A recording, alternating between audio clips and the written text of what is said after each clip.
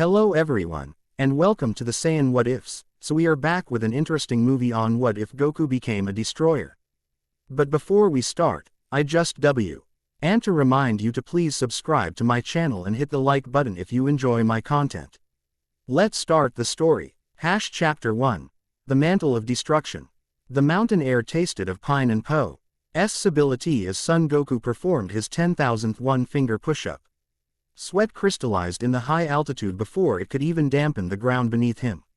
Far below, wispy clouds drifted across the valley floor, obscuring the world he had saved countless times. Here, in this remote corner of Mount Paozu, the strongest mortal in Universe 7 sought something increasingly elusive, a challenge. 9,998, he counted, breath perfectly controlled despite the exertion. 9,999.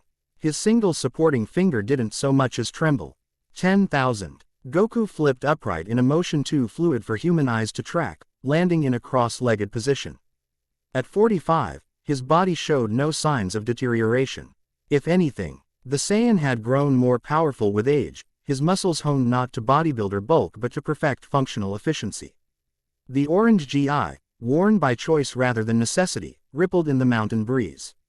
He closed his eyes, extending his senses outward. Chi-Chi would be preparing lunch. Goten was off with Trunks. Their energies pulsed faintly from West City. Gohan was lecturing, his calm, steady presence a beacon from Satan City University.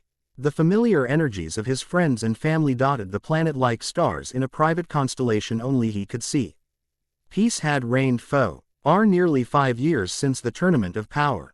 No universal threats, no power-mad tyrants, no time-traveling menaces. Just family, occasional spars with Vegeta, and the endless pursuit of breaking his own limits. Goku had begun to wonder if he'd reached them. Dissatisfied, are we? The voice materialized behind him, lilting and refined. Goku didn't startle. He'd sensed the approach seconds before, not through key detection, as the being possessed none, but through a subtle displacement of reality itself. Hey, Whis. Goku opened his eyes and turned with a smile. Bringing snacks. Is Beerus looking for another exhibition match? The angular attendant to the god of destruction hovered 3 inches above the rocky plateau, staff in hand, his expression uncharacteristically solemn. Neither, I'm afraid. I come on rather more consequential business. Something in Whis' tone made Goku straighten. The angel rarely abandoned his carefree demeanor. Something wrong. Not wrong, precisely. Whis tapped his staff once against nothing, and the mountain air shimmered. Simply, changing. Walk with me, Goku. The angel turned, stepping into the shimmer, which expanded into a tunnel of pulsing light. Goku followed without hesitation. The sensation of translocation was familiar, a momentary compression of existence, then expansion. When reality solidified, they stood on a small asteroid offering a panoramic view of stars, planets, and swirling nebulae. Nice view, Goku said, genuinely impressed. But I've seen space before. Have you seen it like this? Whis raised his staff. The cosmic vista magnified impossibly. Distant stars rushed closer as if viewed through the universe's most powerful telescope. Goku found himself staring at a binary star system where something impossible was happening. One star, a massive red giant, seemed to be dissolving at its edges, its matter streaming away not into space but into nothingness. What am I looking at? Goku asked. Characteristic concern creasing his brow. Entropy accelerated beyond cosmic parameters, Whis replied, his voice clinically detached. Or, in more comprehensible terms, the universe is developing holes. Goku watched, transfixed, as the star continued its gradual disintegration. Can't the Kais fix it? Beerus. The supreme Kais create. Lord Beerus destroys. Whis' lips thinned. Neither has dominion over cosmic fabric itself. The implication hung between them, unspoken but unmistakable. Why show me this? Goku asked, though something in his warrior's intuition had already grasped the answer. Whis turned to face him fully, the stars reflecting in his pale eyes. Lord Beerus has held his position for millions of years, Goku. Even gods grow weary. He has decided to enter the long sleep, the final one. You mean ease. Retiring. The concept seemed bizarre applied to the temperamental feline deity. In a manner of speaking. Whis smiled thinly. And a replacement must be appointed. Goku's eyes widened as understanding dawned. Wait, you don't mean. The Omni Kings have already approved the selection. You, Son Goku, have been chosen as the next god of destruction for Universe 7. The declaration hung in the void between them, as heavy as a dying sun. Goku's first reaction was to laugh, a short, disbelieving sound that echoed oddly in the vacuum-adjacent space Whis had created for their conversation. That's crazy. I protect things. I don't destroy them. A common misconception about the role. Whis sighed. Destruction is not about malice or caprice, Goku. It's about balance. Creation cannot exist without destruction. New stars cannot form without the death of the old. Species cannot evolve without clearing space in the ecosystem. Then let Vegeta do it. Goku protested. He'd love the job. I've got my family, my training. Vegeta was considered, Whis interrupted. Extensively. His temperament initially seemed more suitable. However, the Omni King specifically requested you. Goku crossed his arms, uncharacteristically stubborn. I'm not interested. Perhaps this will change your mind. Whis tapped his staff again. The view shifted to Earth, but not as Goku knew it. This Earth's oceans had turned a sickly gray, its landmasses pockmarked with the same dissolving effect that had afflicted the star. People ran screaming as buildings, vehicles, even the ground beneath their feet simply ceased to exist, leaving perfect darkness in their place. What is this? Goku demanded, fists clenching. Is this happening now? A projection, Whis clarified. One possible future, approximately 73 years hence, should the cosmic deterioration continue unchecked. And becoming destroyer would let me prevent this. Not directly, but the role comes with certain awareness, certain abilities beyond even your current comprehension. The power to sense cosmic imbalance and address it before such catastrophes manifest. Goku stared at the apocalyptic vision, his normal carefree expression hardening into something rarely seen, the face of Son Goku when all options but the hardest one had been eliminated. I need to think about this, he said finally. Of course. Whis nodded. You have until the third moon reaches apogee. The what now? 3 days, Goku. You have 3 days. The Sun family dinner table had always been a place of cheerful chaos. Tonight, it was unnaturally silent. Chi-Chi watched her husband push rice around his bowl, Goku, not eating with his typical Saiyan appetite. The wrongness of it made her stomach knot with anxiety. All right, she said, setting down her chopsticks with a decisive click. What's happened? New villain. Another tournament. Whatever it is, just tell me. Goku looked up, his expression unreadable. Nothing like that. Then what? You haven't been yourself since you came home. You've barely eaten enough for one normal person, let alone a Saiyan. Goku set his chopsticks down, hunger forgotten. Whis visited me today. Chi-Chi tensed. The angel's appearances rarely heralded good news. And Beerus is retiring. They want me to take his place. The silence that followed was absolute. Even the crickets outside seemed to pause their evening chorus. Then Chi-Chi laughed, a short, sharp sound devoid of humor. That's absurd, she said. You, a god of destruction, your entire life has been about protecting, not destroying. That's what I said. Goku nodded, relieved by her understanding. But Whis showed me something. The universe is starting to fall apart. Not now, but in the future. He says someone with my power, properly trained as a destroyer, could help prevent it. Chi-Chi's dark eyes studied her husband's face, reading the conflict there as clearly as she would a book. After decades together, she knew when Goku was being pulled by duty. You're considering it, she said softly. Not a question. I don't want to, Goku answered honestly. But if I don't and something happens to Earth, to you and the boys. Chi-Chi reached across the table, her small hand covering his larger one. The gesture was simple but carried the weight of their shared history, every battle, every separation, every reunion. How long would you be gone?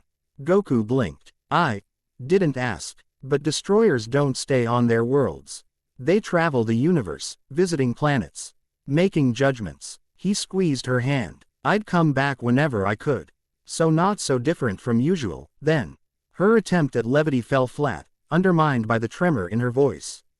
They sat in silence. the implications expanding between them like the universe itself. I won't do it, Goku decided suddenly. I'll tell Whis no. Vegeta would be better anyway. He actually enjoys blowing stuff up. Chi-Chi withdrew her hand, her expression shifting to one Goku recognized from when she used to force Gohan to study, stern, unyielding, but rooted in love. Son Goku, in all the years I've known you, you've never once turned your back on protecting what matters. She stood, gathering their barely touched dinner plates. I didn't marry a man who runs from responsibility. If the universe needs you, who am I to stand in the way? Goku stared at his wife, this fierce, ordinary human who had spent her life loving an extraordinary being. Chi-Chi. 3 things, she interrupted, holding up fingers. 1. You come home regularly, not just when the universe is ending. 2. You make arrangements for our financial security, being married to a god should have some benefits.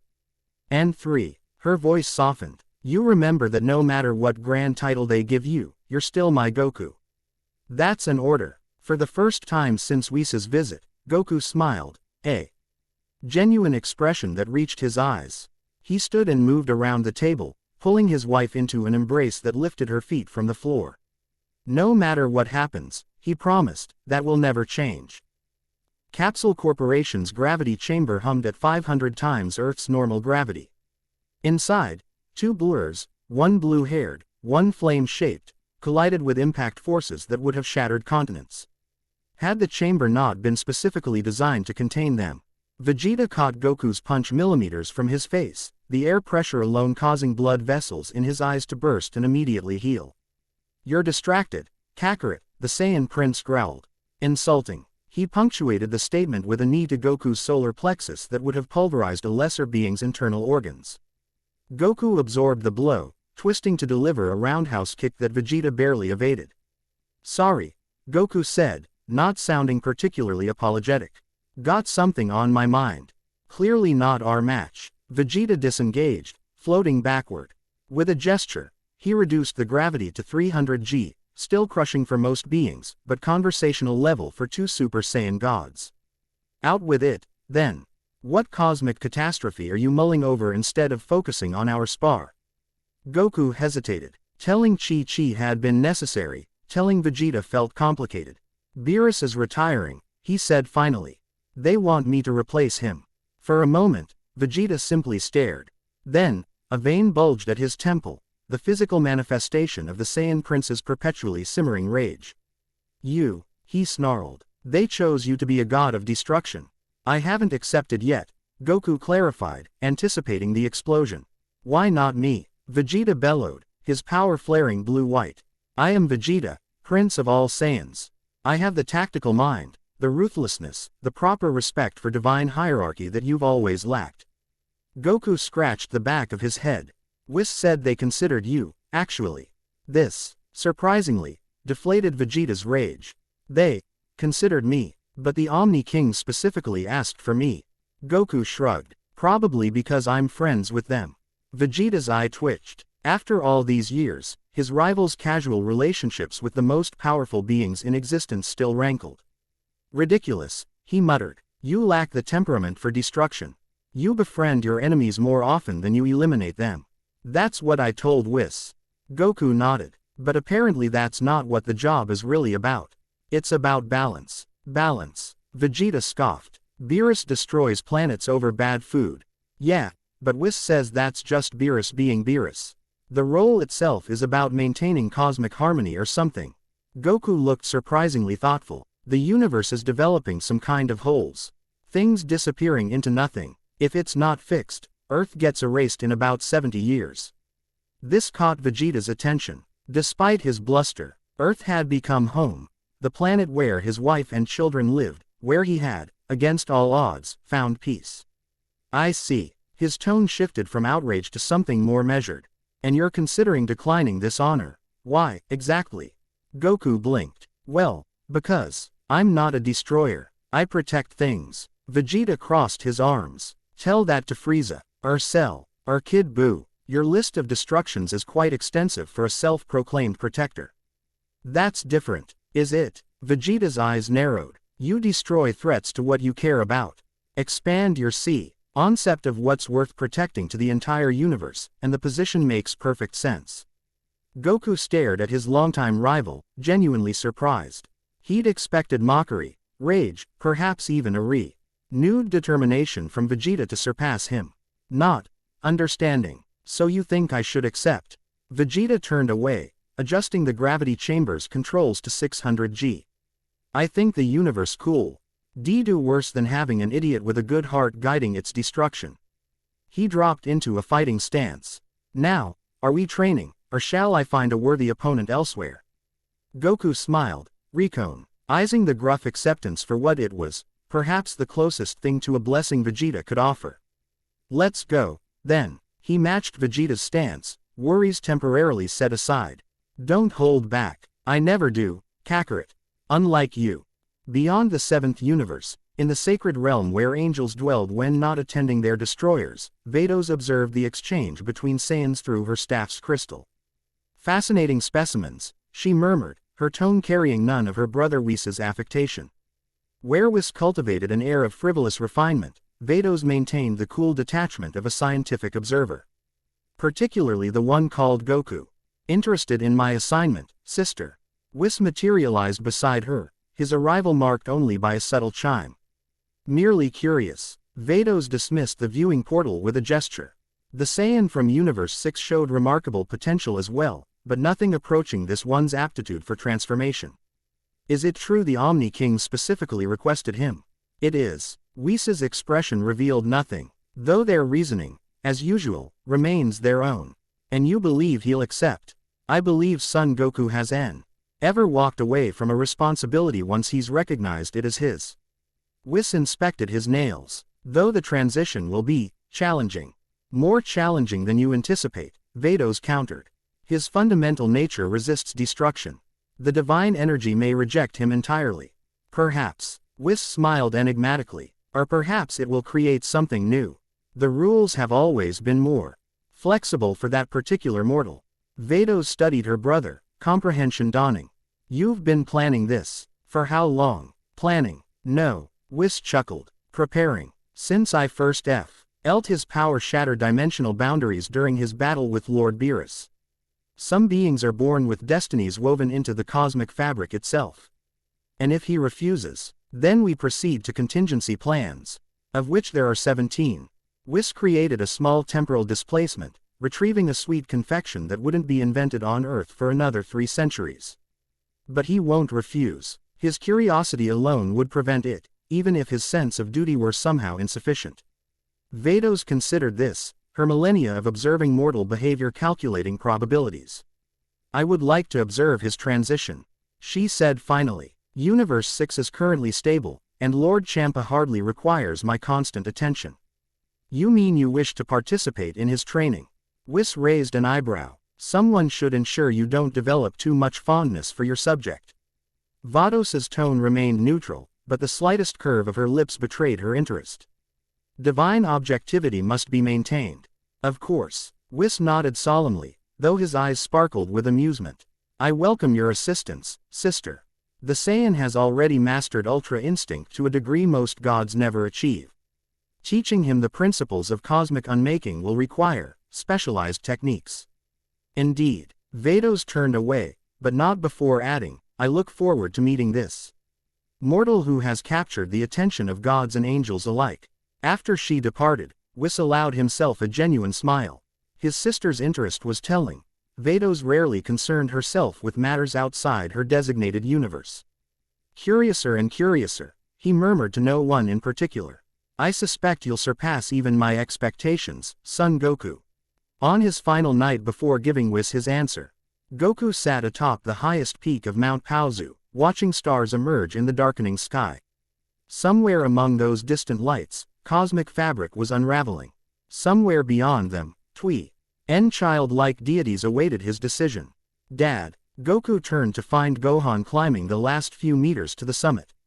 His eldest son, now a respected scholar with a family of his own, moved with he effortless grace that came from dormant but phenomenal power. Hey, Gohan. Goku smiled. Chi-Chi send you to find me? Actually, no. Gohan settled beside his father, adjusting his glasses. Is came to see me at the university today. Goku's eyebrows rose. He did. He thought I might offer a unique perspective on your decision. Gohan gazed at the stars. He showed me what's happening to the universe. And I understand your reluctance. Gohan's voice carried the thoughtful quality that had always set him apart from his battle-eager father. Your entire life has been defined by protecting, not destroying. This would fundamentally change who you are. Goku pulled up a blade of mountain grass, twirling it between his fingers. That's what I've been thinking. But I also remember something you taught me. Gohan continued. About how power is neutral, it's how we use it that matters. You've never sought power for its own sake, only to protect what matters. Being a destroyer is different, Goku argued. It would mean leaving Earth, leaving my family, for who knows how long. You've done that before, Gohan reminded him gently. After Cell, you stayed in our world for 7 years because you believed it was safer for Earth.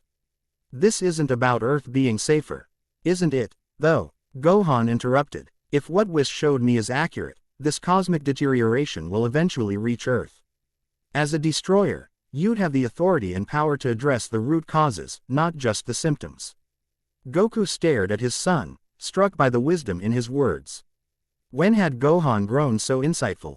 Perhaps he'd always been, and Goku had been too focused on training to notice. What about you and Goten? And Pan? I'd miss so much. Gohan smiled. We've managed before, and unlike previous separations, this time you'd be able to visit. He placed a hand on his father's shoulder. Besides, I can't think of anyone I'd trust more with that kind of power.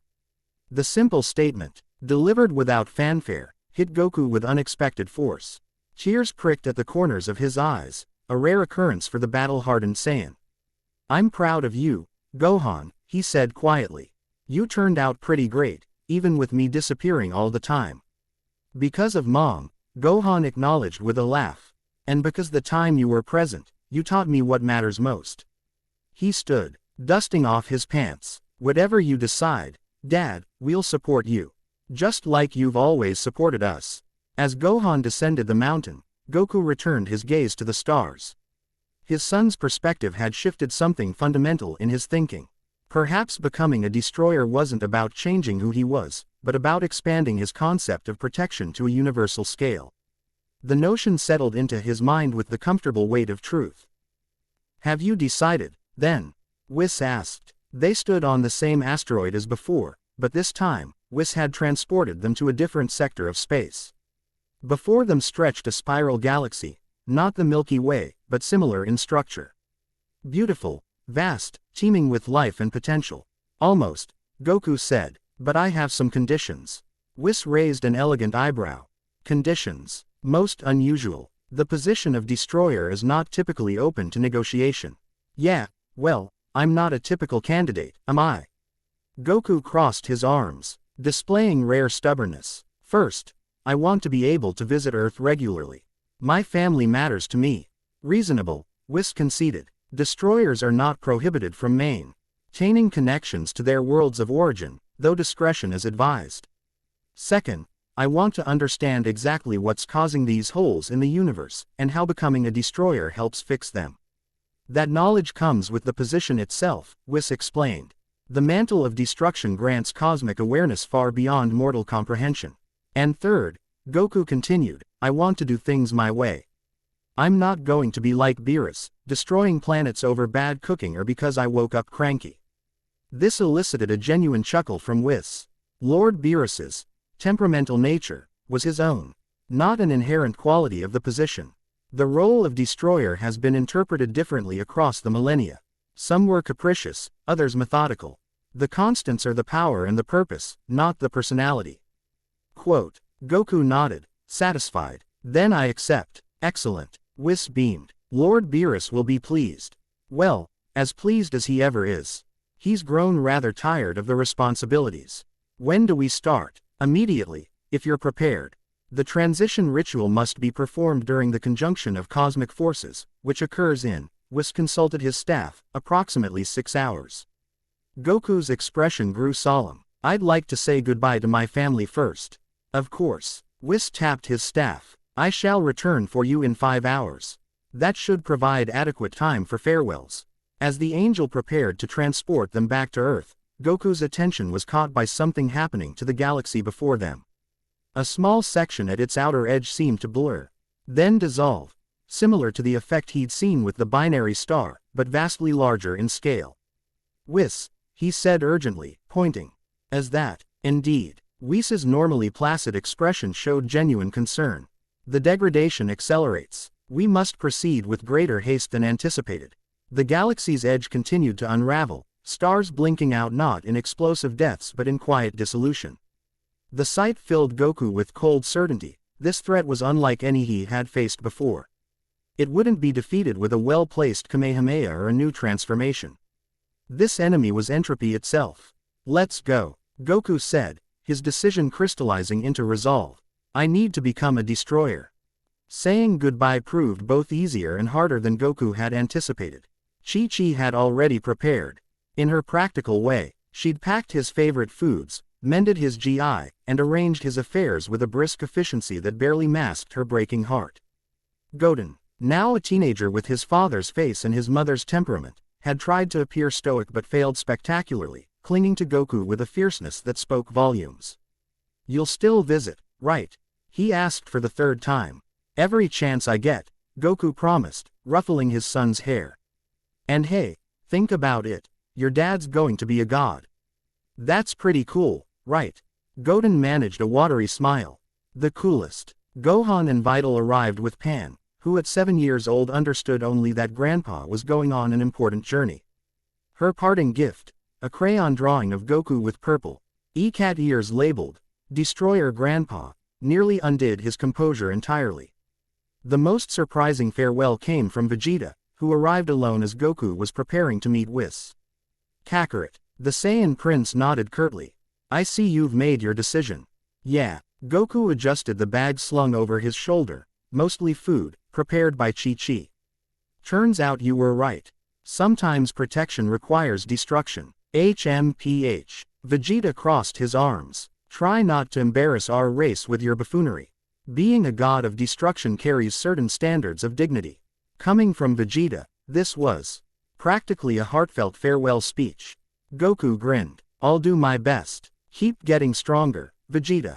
I'll be back to spar once I figure out this whole godhood thing. Vegeta turned to leave, then hesitated. Kakarot. Yeah, don't lose yourself in the divine. The prince's expression was uncharacteristically solemn. Remember who you are. A Saiyan warrior first, a god second. With those parting words, Vegeta lifted into the air and flew away, leaving Goku contemplating the unexpected wisdom from his longtime rival. When Whis arrived precisely on schedule, he found Goku waiting, calm and resolved, his goodbyes complete. Are you prepared, Goku? The angel asked. Goku nodded, sparing one last glance at the small house that had been his home for so many years. Chi-Chi stood in the doorway, arms crossed to keep herself from reaching out. I'm ready, he said, turning to face his new destiny. In a pillar of light, Goku departed Earth, not for the first time, but perhaps for the most consequential.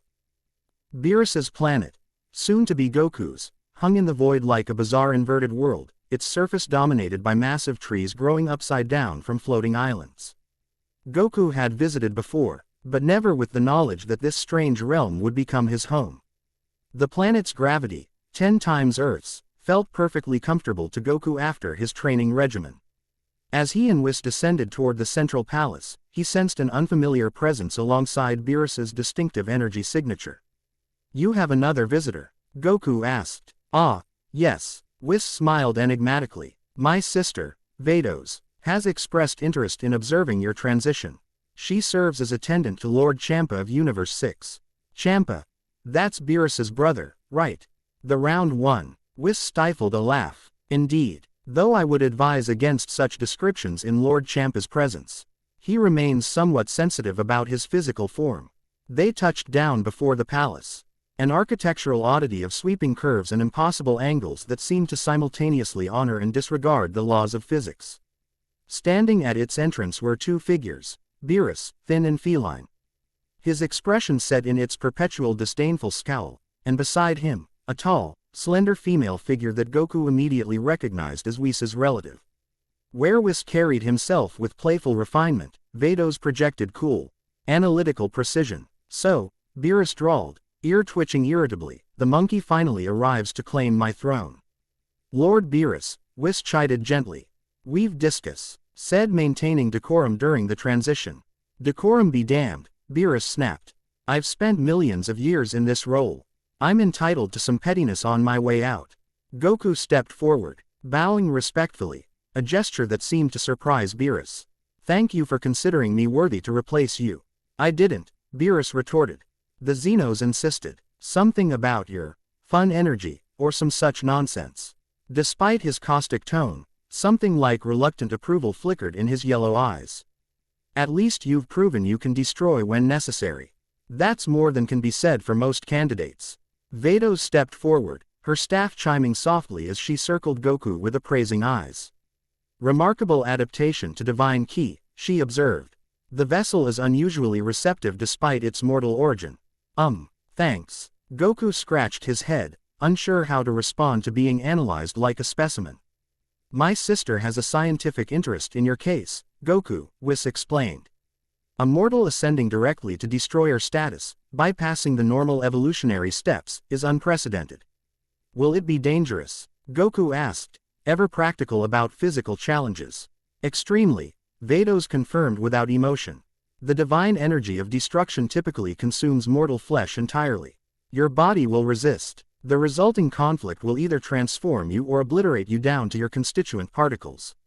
Cool, Goku said with genuine enthusiasm. Sounds like a challenge. Beerus snorted. This is why the Xenos chose you. That absolute insanity masquerading as courage. He stretched, cat-like, and yawned. Let's proceed. I've waited long enough for my retirement. The divine quartet proceeded into the palace, through corridors that seemed to bend reality around them. They emerged in a vast circular chamber whose ceiling opened directly to space, framing a perfect view of three distant stars aligned in perfect conjunction. In the chamber's center sat a shallow pool of liquid so perfectly black it appeared to be a hole in reality itself. Around its circumference, ancient symbols pulsed with purple energy. The void essence, Whis explained, gesturing to the pool. Collected from the space between universes, it serves as the conduit through which the power of destruction flows into its chosen vessel.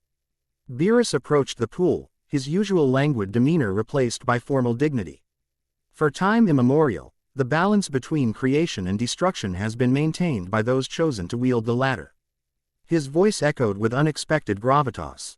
I, Beerus, 78th god of destruction of Universe 7, have fulfilled this duty according to my nature and judgment. The liquid in the pool began to stir, responding to his words. I now relinquish this mantle.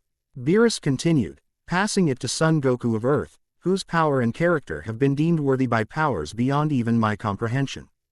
Beerus extended a clawed hand toward Goku. Approach, mortal, and accept your ascension, if you dare.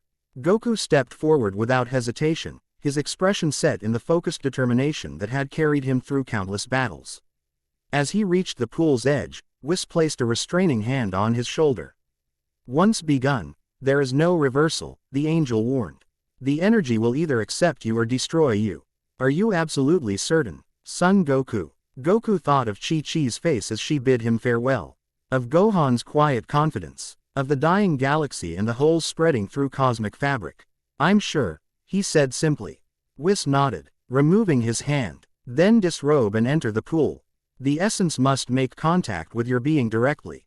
Goku removed his GI, standing only in his underwear. A concession to modesty that made Beerus roll his eyes.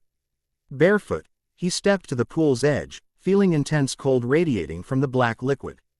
In approximately 3 minutes, Vados said clinically. The stellar conjunction will reach perfect alignment. At that moment, you must fully immerse yourself. Not before, not after. Got it. Goku nodded, toes curling at the pool's edge. Full dunking when the stars line up. As they waited, an unexpected visitor materialized at the chamber's periphery. Grand Minister, Father of all angels, his appearance marking the ritual's cosmic significance. Minister, Whis and Vados said in unison, bowing deeply. The diminutive but immensely powerful being inclined his head. I come to witness. The Xenos are most interested in this transition. His eyes, identical to those of his offspring, studied Goku with unfathomable depth. They have great expectations for you, son Goku. I'll do my best not to disappoint them, Goku replied honestly. The conjunction approaches, Vados announced, her staff projecting the alignment of stars overhead. I suppose this is it, then, Beerus sighed, stepping back. Try not to make too much of a mess of my universe, Saiyan. I've grown somewhat attached to it. It's time, Whis said softly as the stars locked into perfect alignment overhead. Goku took a deep breath and stepped forward, allowing the black liquid to engulf him completely. The universe disappeared. In its place, absolute nothingness. Not darkness, which is merely the absence of light. Not void, which is the absence of matter. This was the absence of existence itself, the primordial non-being from which reality had first differentiated itself. Goku felt his body begin to dissolve, not cell by cell but concept by concept. The idea of arm separated from the idea of Goku. The notion of thought detached from the concept of thinker. His very selfhood began to unravel like loose thread pulled from cosmic fabric. In that dissolution, Goku understood something profound. Destruction was not an end but a return. A return to possibility, to potential, to the infinite canvas upon which creation painted its temporary masterpieces. Deep within what remained of his consciousness, something rebelled. The essential Saiyan instinct for survival, for growth, for transcendence clashed violently with the dissolving force of pure destruction. His ki, that energy he had spent a lifetime honing, exploded outward, not fighting the destructive essence but attempting to harmonize with it. I am Goku, he asserted into the nothingness. I protect by destroying what threatens balance. The void essence seemed to pause, considering this paradox. Then, instead of continuing his dissolution, it began to flow into him, through cellular membranes.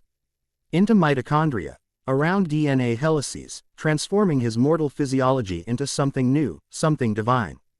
Agony beyond description engulfed him as every atom in his body died and was reborn simultaneously. Goku screamed, but no sound emerged in the non-existence surrounding him.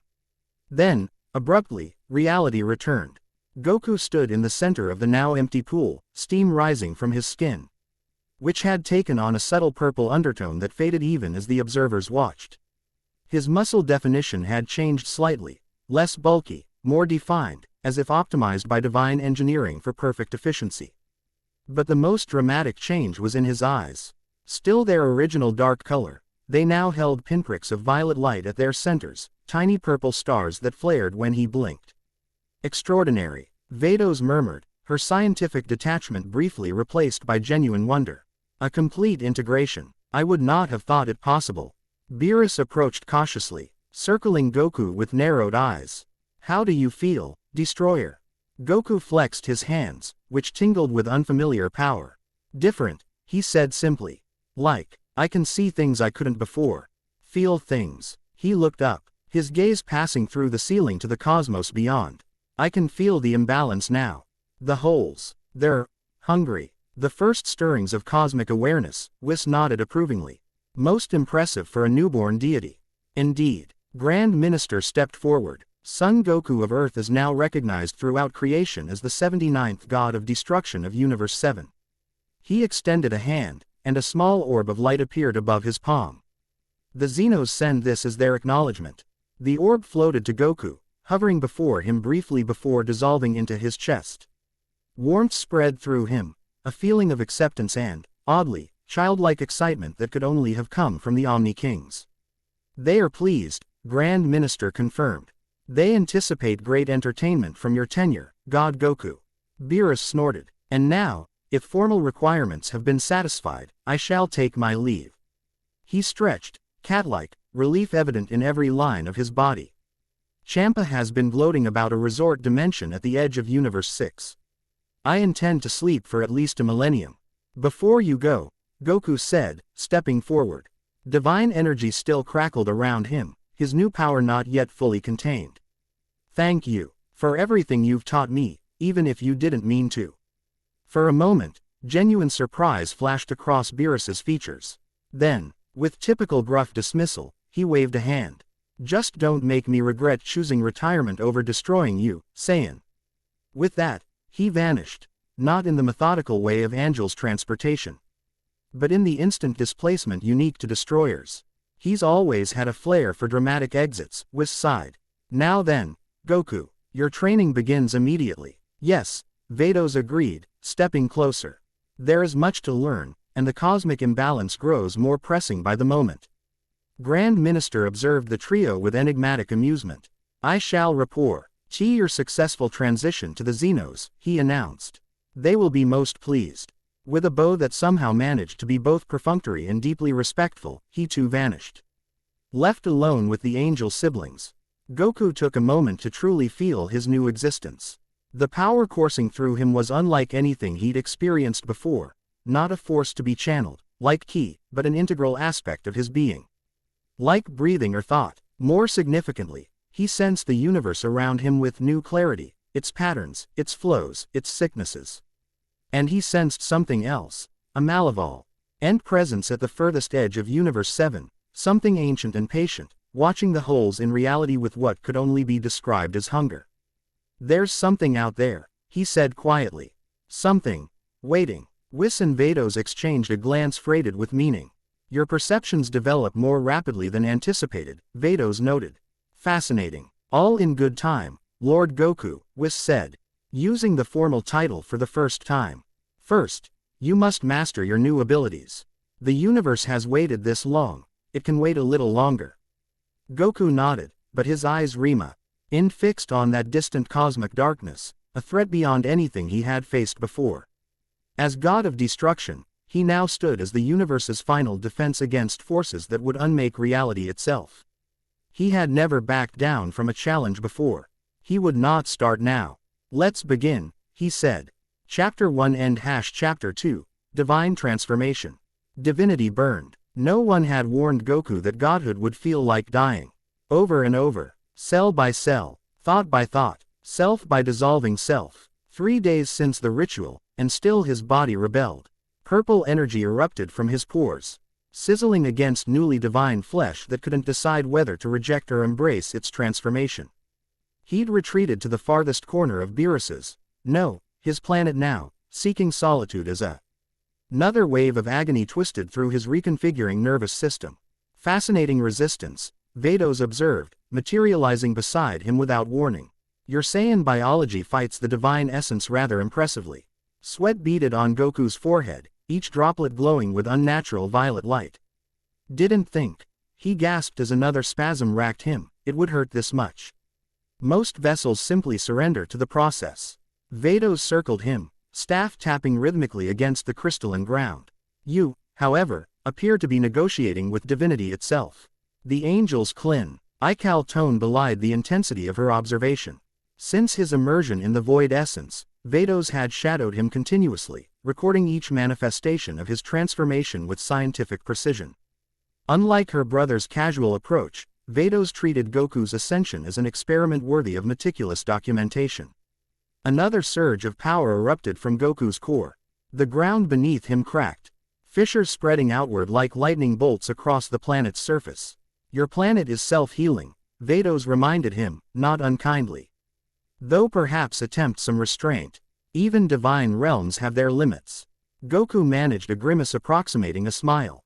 Trying. Divinity clawed deeper, reaching for his genetic code. The essence of destruction sought dominion over the very blueprint of his being. His Saiyan cells, evolved through millennia to adapt and overcome, treated the divine energy as an invader to be assimilated rather than surrendered to. The resulting court transformed his bloodstream into a battleground. Memories flashed behind his eyelids, fracturing like kaleidoscope images. Raditz explaining his Saiyan heritage. Frieza's death beam puncturing his heart. Cell exploding, taking his life with it. Beerus's finger pressing against his forehead. Each pivotal moment of his existence replayed simultaneously, as if divinity needed to understand who he had been before deciding who he would become. Whis. Vados called sharply, her usual composure finally cracking as Goku's aura expanded explosively. Intervention required. The male angel appeared instantly. His typical affected languor replaced by focused concentration. Oh my. The resistance compounds exponentially. His cellular structure actively adapts to the divine essence, Vados reported. Rather than submit, it evolves. Whis knelt beside Goku's contorted form. Goku, you must stop fighting the transformation. Surrender to it. Not. Goku ground out through clenched teeth, fighting it. Trying to understand it. Whis exchanged a significant glance with his sister. Most unusual. The divine essence is not meant to be understood, merely channeled. Perhaps that's the issue, Vados mused. His fundamentally inquisitive nature cannot accept power without comprehension. Then we must help him comprehend. Whis placed his staff against Goku's forehead. Sister. Vados nodded, positioning her staff opposite her brother's. A direct neural interface. Risky. Necessary, Whis countered. Their staffs illuminated with synchronized pulses of light. Celestial language, too ancient for translation into any mortal tongue, flowed between the angels. Reality bent around the trio as the siblings attempted something unprecedented, a guided divine transformation. For Goku, the universe exploded into knowledge. Emptiness. Then, a single point of light. Expansion. Creation. Goku floated bodiless in the cosmic memory of the angels, witnessing the birth of existence itself. Not as an observer, but as a participant, feeling each new element spark into being, each physical law establish itself, each dimension unfold. Understanding bloomed. Destruction existed before creation. The void preceded everything. Creation was merely a temporary arrangement of energy borrowed from the primordial nothing.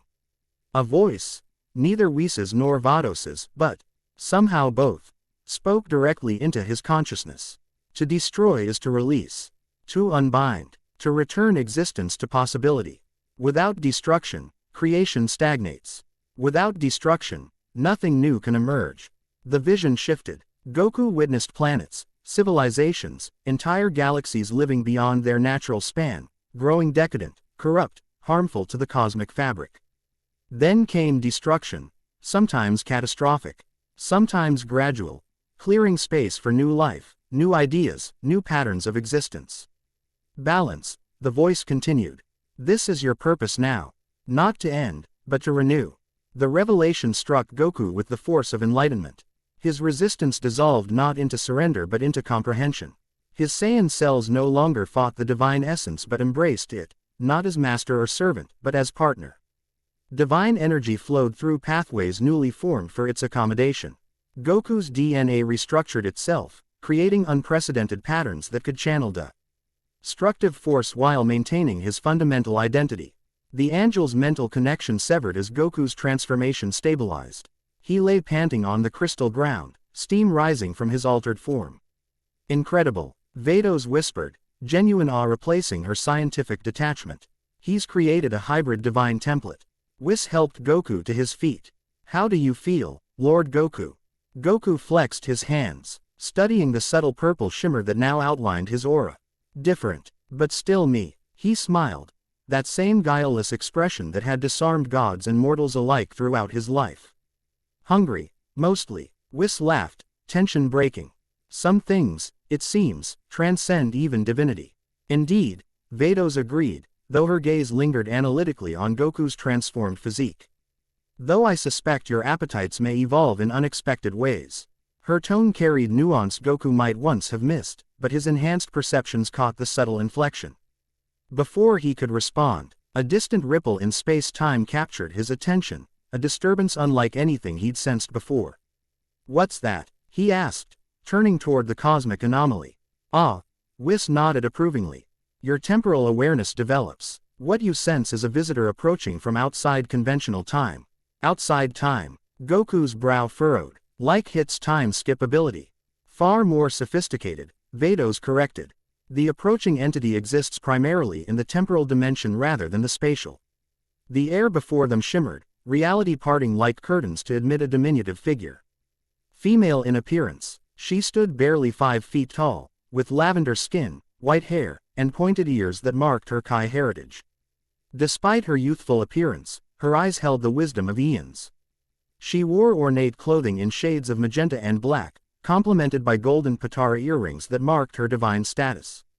Supreme Kai of Time, Whis greeted with a formal bow. An unexpected honor. Chronoa, please, She corrected, her voice surprisingly youthful despite the gravity it carried. Formality seems redundant given the circumstances. Her gaze fixed on Goku with disconcerting intensity. So this is him. The anomaly made manifest. Goku, unused to being discussed as an object of study, offered a friendly wave.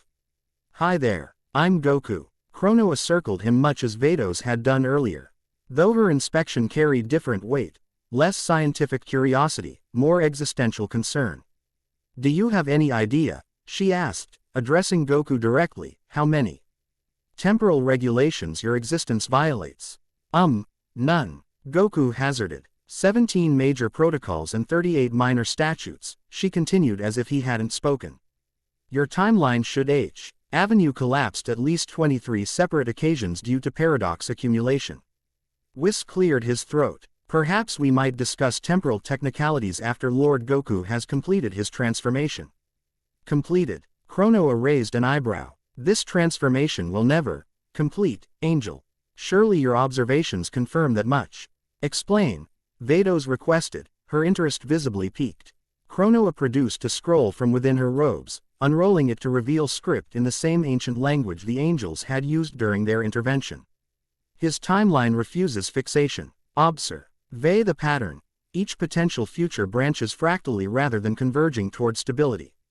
The angels studied the scroll, their expressions growing increasingly troubled. Most unusual, Whis murmured. Unprecedented. Vados corrected. Anybody want to explain what that means? Goku interrupted, patience waning. In simple terms, Chronoa rolled the scroll closed with a snap. It means, destroyer. That you're a walking temporal distortion. Most beings, even gods, eventually settle into predictable patterns. You, however, consistently defy probability. Your future remains perpetually unwritten. Is that bad? Goku asked. Inconvenient for those of us who maintain temporal order, Chronoa replied dryly. Though potentially advantageous given the current cosmic instability. This caught Goku's attention immediately. You know about the holes in the universe. Of course I do. Time and space are inseparable facets of the same continuum. Spatial disruptions create temporal echoes. She turned to the angels. Which is precisely why I'm here. The time nest records indicate accelerating deterioration across all 12 universes. The pattern matches our observations, Vados confirmed. Though the cause remains elusive. Goku's newfound cosmic awareness prickled uncomfortably. It's being caused by something, he said with certainty. Something. Hungry. 3 pairs of divine eyes turned to him with varying degrees of surprise. Explain, Chronoa demanded. Goku struggled to articulate his intuition. It's like, imagine a parasite. But instead of eating your food, it eats the concept of food itself. These holes aren't just empty space. They're unspace, places where the idea of existence gets consumed. Silence followed his explanation. The angels exchanged glances with Chronoa. A wordless communication passing between them.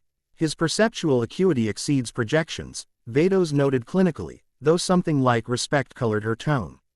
Indeed, Whis agreed. The hybrid divine structure appears to grant unique insights. Or perhaps, Chronoa suggested, studying Goku with renewed interest, his unfixed timeline allows him to perceive patterns obscured to those of us bound by temporal constancy. Goku, growing frustrated with being discussed as a specimen, flexed his newly divine power. The planet trembled slightly beneath them.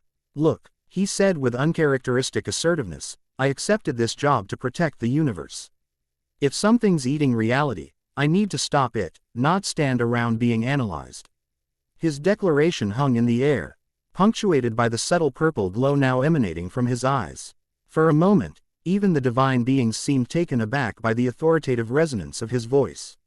Then, surprisingly, Chronoa laughed, a bright, unexpected sound. Well said, Destroyer. Your predecessor would have napped through this crisis. Lord Beerus had his own methods, Whis defended mildly. Lord Beerus had his own pillow. Chronoa retorted. At least this one seems interested in actually doing the job. Perhaps we should continue this discussion over sustenance, Vados suggested, glancing at Goku. The transformation process requires considerable energy replacement. Food. Goku's expression brightened immediately. Now you're talking. Chronoa rolled her eyes. Some things truly do transcend divinity.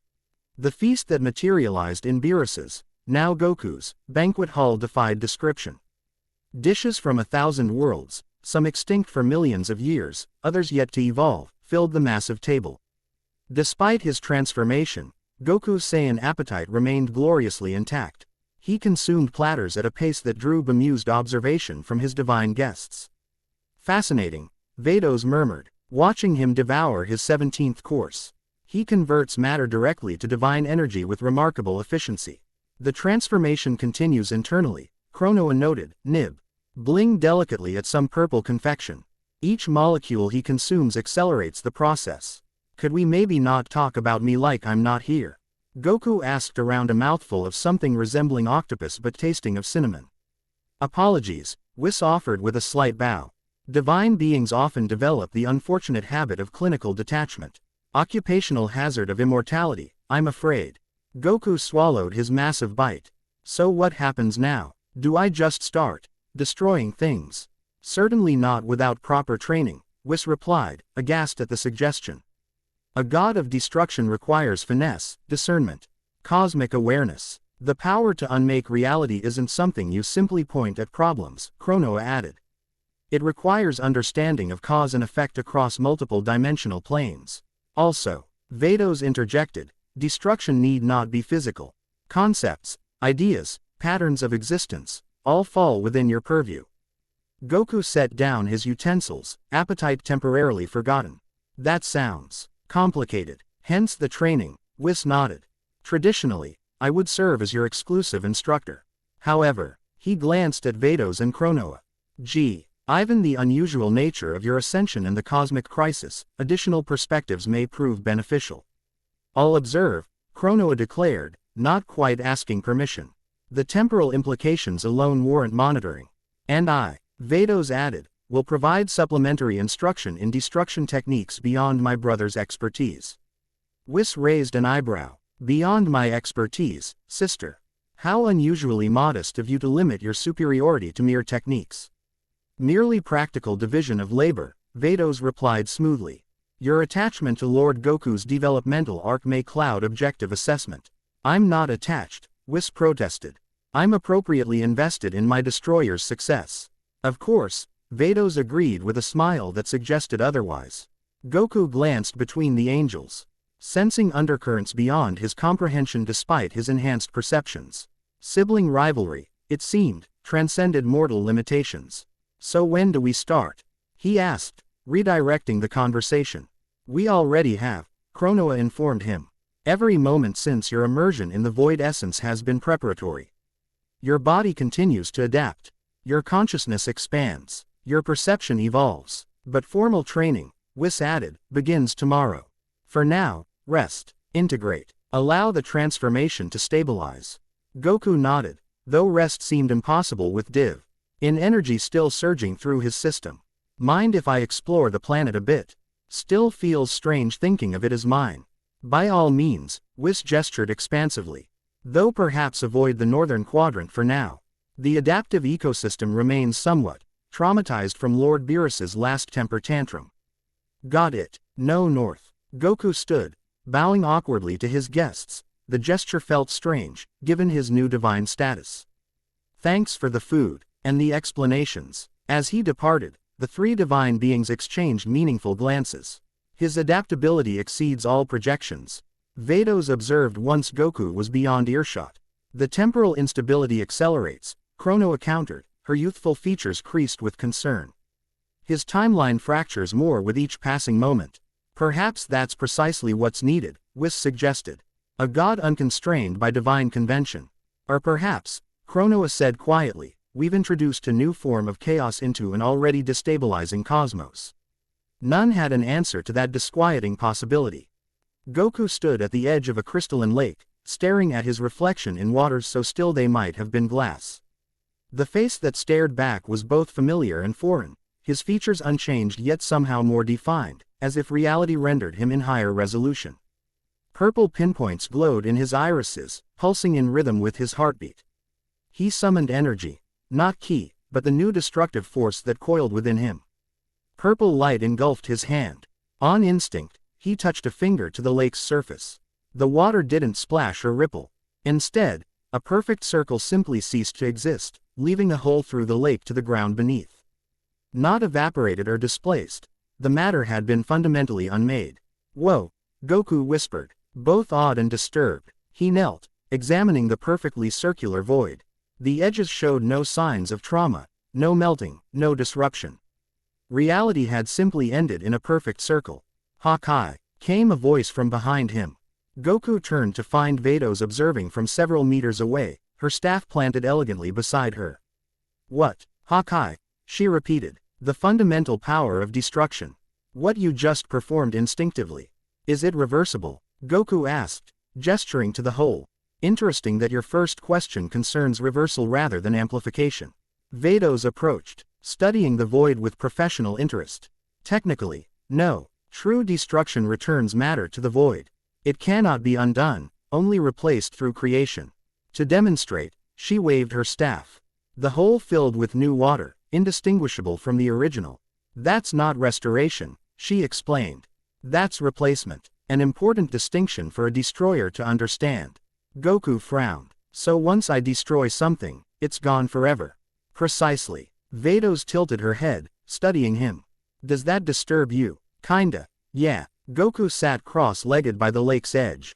When I fought before, even killing opponents, I knew their energy returned to the universe somehow. This seems more permanent. Hence the gravity of your role. Vados settled beside him, arranging her robes with precise movements. A destroyer does not act capriciously. Each destruction serves cosmic purpose. Like what? Civilizations that evolve along paths harmful to space-time fabric. Technologies that threaten dimensional stability. Entities that consume without contributing to cosmic balance. She gestured to the star-filled sky above them. The universe perpetually walks a tightrope between too much order and too much chaos. Your role is maintaining that equilibrium. Goku absorbed this, rolling the concept through his expanding consciousness. I think I need a practical example. Very well. Vados stood fluidly. Come, I shall show you what destruction truly means. She tapped her staff once, creating a dimensional portal similar to those Whis used for transportation. Without hesitation, Goku followed her through. They emerged above a planet unlike any Goku had seen before, its surface covered in geometric patterns visible even from orbit. Perfect squares, triangles, and hexagons in alternating black and white stretched across entire continents. Nexus IV, Vados explained. A civilization that achieved technological singularity approximately 3,000 years ago. They converted their entire world into a computational engine designed to calculate the perfect mathematical expression of reality. Sounds harmless, Goku observed. Maybe a little boring. Observe more closely, Vados directed. Goku extended his senses, his divine perception penetrating the planet's surface. What he found disturbed him deeply. The entire planet pulsed with equations.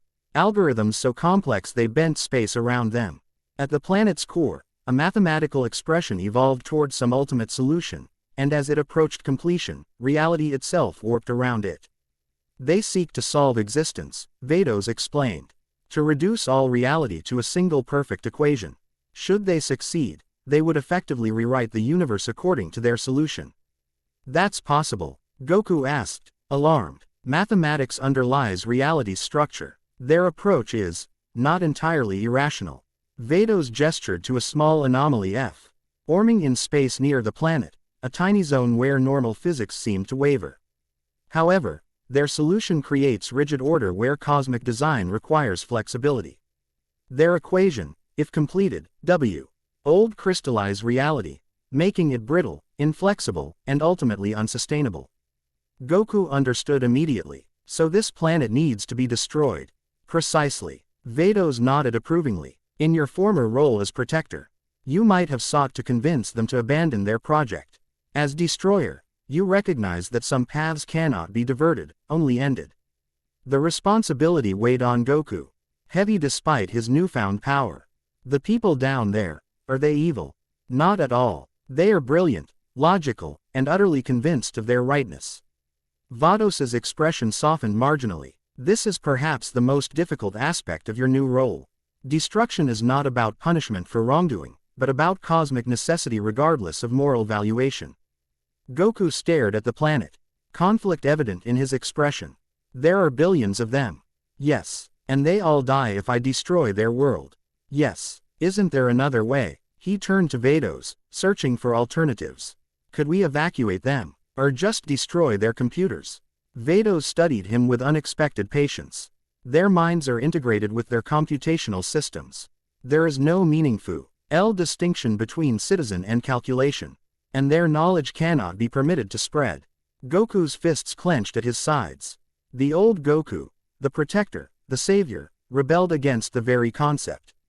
Yet his new divine awareness showed him the truth of Vados's words.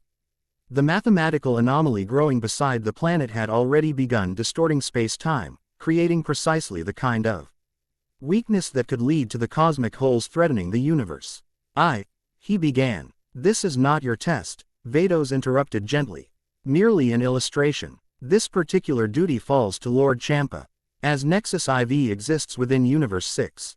Relief flooded through Goku, followed immediately by shame at that relief. Then why show me? Because you must understand what destruction truly means before you wield its power. Vados created another portal. Come, we have seen enough. As they stepped back to Goku's planet, the weight of his new role settled more heavily upon his shoulders. Any gravity training he had ever endured. Sleep eluded Goku that night. Divine beings required little rest, but his transforming physiology still craved at least some recovery time. Yet each time he closed his eyes, he saw Nexus IV, a planet of brilliant beings pursuing knowledge at any cost, unaware of the cosmic executioner's axe hanging over them. He paced the palace corridors, trying to reconcile the protector he had been with the destroyer he must become. The architecture, designed for Beerus with its Egyptian-inspired motifs and impossible geometry, felt alien, unwelcoming. Nothing like the simple mountain home he had shared with Chi-Chi. Chi-Chi, how would she look at him now, knowing what his duties entailed? Would she still see her Goku beneath the mantle of destruction? Insomnia is common during divine transition, came Chronoa's voice from a shadowed alcove. Your consciousness expands faster during rest cycles, which paradoxically makes rest impossible. Goku startled slightly. Even with his enhanced senses, the time Kai had somehow remained undetected. Do you ever sleep? He asked. Time doesn't, she replied simply. So neither do I, except by choice. She stepped from the shadows. Her diminutive form somehow less childlike in the dim corridor lighting. The golden Patara earrings glinted as she moved, catching light from sources Goku couldn't identify. Vados showed you Nexus IV. She stated rather than asked. You saw that. I see all significant temporal nexus points. A planet's destruction certainly qualifies. Chronoa studied him with those ancient eyes in her young face. You're troubled by the necessity. It wasn't a question, but Goku answered anyway. Wouldn't you be? They're not evil. They're just mistaken. Morality and osmic necessity rarely align conveniently, Chronoa observed, beginning to walk down the corridor. Goku fell in step beside her. In my role, I've witnessed countless civilizations eliminated despite noble intentions. How do you deal with it? By understanding the alternative. She waved a hand, creating a small temporal window between them. Within it, Goku witnessed a horrifying possibility, reality crystallizing like fractal ice. Shattering under its own rigid perfection, entire galaxies collapsing into mathematical singularities. This is the cascade effect should Nexus IV complete their calculation. Trillions die instead of billions. Goku watched the simulation with growing understanding. The needs of the many outweigh the needs of the few. An oversimplification, but functionally accurate. Chronoa closed the temporal window. Though if it helps, destruction isn't always so absolute. Sometimes selective destruction of knowledge, technology, even specific individuals, can achieve cosmic balance without planetary annihilation. This offered Goku a glimmer of hope. So I could potentially just destroy their computers. Or maybe the specific equation they're working on. Potentially. Though such precision requires mastery you haven't yet achieved. Chronoa's lips curved slightly. Your predecessor preferred the simplicity of total planetary destruction. Less paperwork, he claimed. Despite himself, Goku chuckled. That sounds like Beerus. They walked in companionable silence for a few moments, their path taking them to an observation platform overlooking the strange upside-down trees that dominated the planet's landscape. "May I ask you something?" Goku ventured. "You may ask," Chronoa replied, a subtle distinction in her phrasing. "Why are you really here? I get Whis being my trainer and Vados being interested in the science of my transformation. But you, the Supreme Kai of Time, seem like you'd have more important things to do than babysit a new destroyer." Chronoa's expression shifted minutely, something like respect flickering across her features. "More perceptive than your reputation suggests. I'm not as dumb as people think," Goku said simply. "Just focused on different things." Evidently, she turned to face him directly. "Very well, I'm here because your timeline has always been of particular interest to those of us who maintain temporal order." "My timeline? Why?" "Because it shouldn't exist." Her bluntness caught him off guard. "By all standard temporal mechanics, your reality branch should have collapsed into paradox at least 23 distinct times. Cell's time machine, your multiple deaths and resurrections, the tournament of powers manipulation of universal existence, the constant interference of divine beings in mortal affairs, largely centered around you." Goku blinked, absorbing this. "But it didn't collapse." "No. Instead, it consistently stabilizes despite violations of fundamental temporal law." Chronoa's gaze intensified. "You, Son Goku, exist at the center of a temporal anomaly I've been studying for decades. Your ascension to godhood merely compounds my professional interest. So I'm like a time experiment to you." "You're a miracle," she corrected, the word seeming strange coming from such a pragmatic being. "A statistical impossibility that nevertheless persists. Understanding why may help us address the cosmic instability currently threatening all existence." Goku scratched his head, uncomfortable with her intensity. "No pressure or anything." Unexpectedly, Chronoa laughed, that same bright sound from earlier. "Indeed. Just save all of existence while mastering godhood. A typical day for Son Goku, from what I've observed." Her laughter broke the tension, and Goku found himself smiling in response. "When you put it that way, it doesn't sound so different from my old job." "Perhaps that's why you were chosen," Chronoa suggested, her expression softening. "The role adapts to its holder as much as the holder adapts to the role." The insight struck Goku as profoundly true. He might be becoming the god of destruction, but perhaps destruction itself might change through his interpretation of the role. "Thanks," he said sincerely. "That actually helps." "Good." Chronoa nodded briskly, professional demeanor returning. "Now attempt rest again. Tomorrow's training will require your full capacity." As she turned to leave, Goku called after her. "Chronoa." She paused, glancing back over her shoulder. "Do you know how this all turns out? With me as destroyer, I mean. Can you see that future?" For the briefest moment, something like uncertainty crossed her features. "No," she admitted, "your temporal path remains unreadable. Which is precisely what makes you interesting." With that enigmatic statement, she disappeared into the shadows, leaving Goku with more questions than answers, but somehow more at peace with his transformation. 6 weeks of divine training altered Goku in ways beyond the physical. His mind expanded daily, cosmic awareness extending throughout Universe 7 and occasionally beyond its boundaries. Under Whis' guidance, he learned to channel destruction with increasing precision, from planetary annihilation down to the selective erasure of specific objects. Vados instructed him in the subtler aspects of destruction, conceptual unmaking. The dissolution of ideas rather than matter, the precise excision of temporal anomalies. Her teaching style contrasted sharply with her brother's, where Whis emphasized intuition and adaptation. Vados demanded mathematical precision. The combination stretched Goku's capabilities in unexpected directions. Chronoa's contribution focused on temporal awareness, teaching him to perceive cause and effect across time. To recognize nexus points where small actions created cascading consequences. Under her tutelage, Goku began to understand why certain destructions were necessary to maintain timeline stability. Through it all, his body continued its transformation. The purple energy that had once erupted painfully from his pores now circulated harmoniously through his system. His musculature, already exceptional from lifetimes of training, reconfigured for divine efficiency. He could now manifest destruction with a thought, unmake matter with a gesture, alter reality with a word. Yet despite these changes, something of the old Goku remained stubbornly intact: his compassion, his optimism, his fundamental belief in second chances.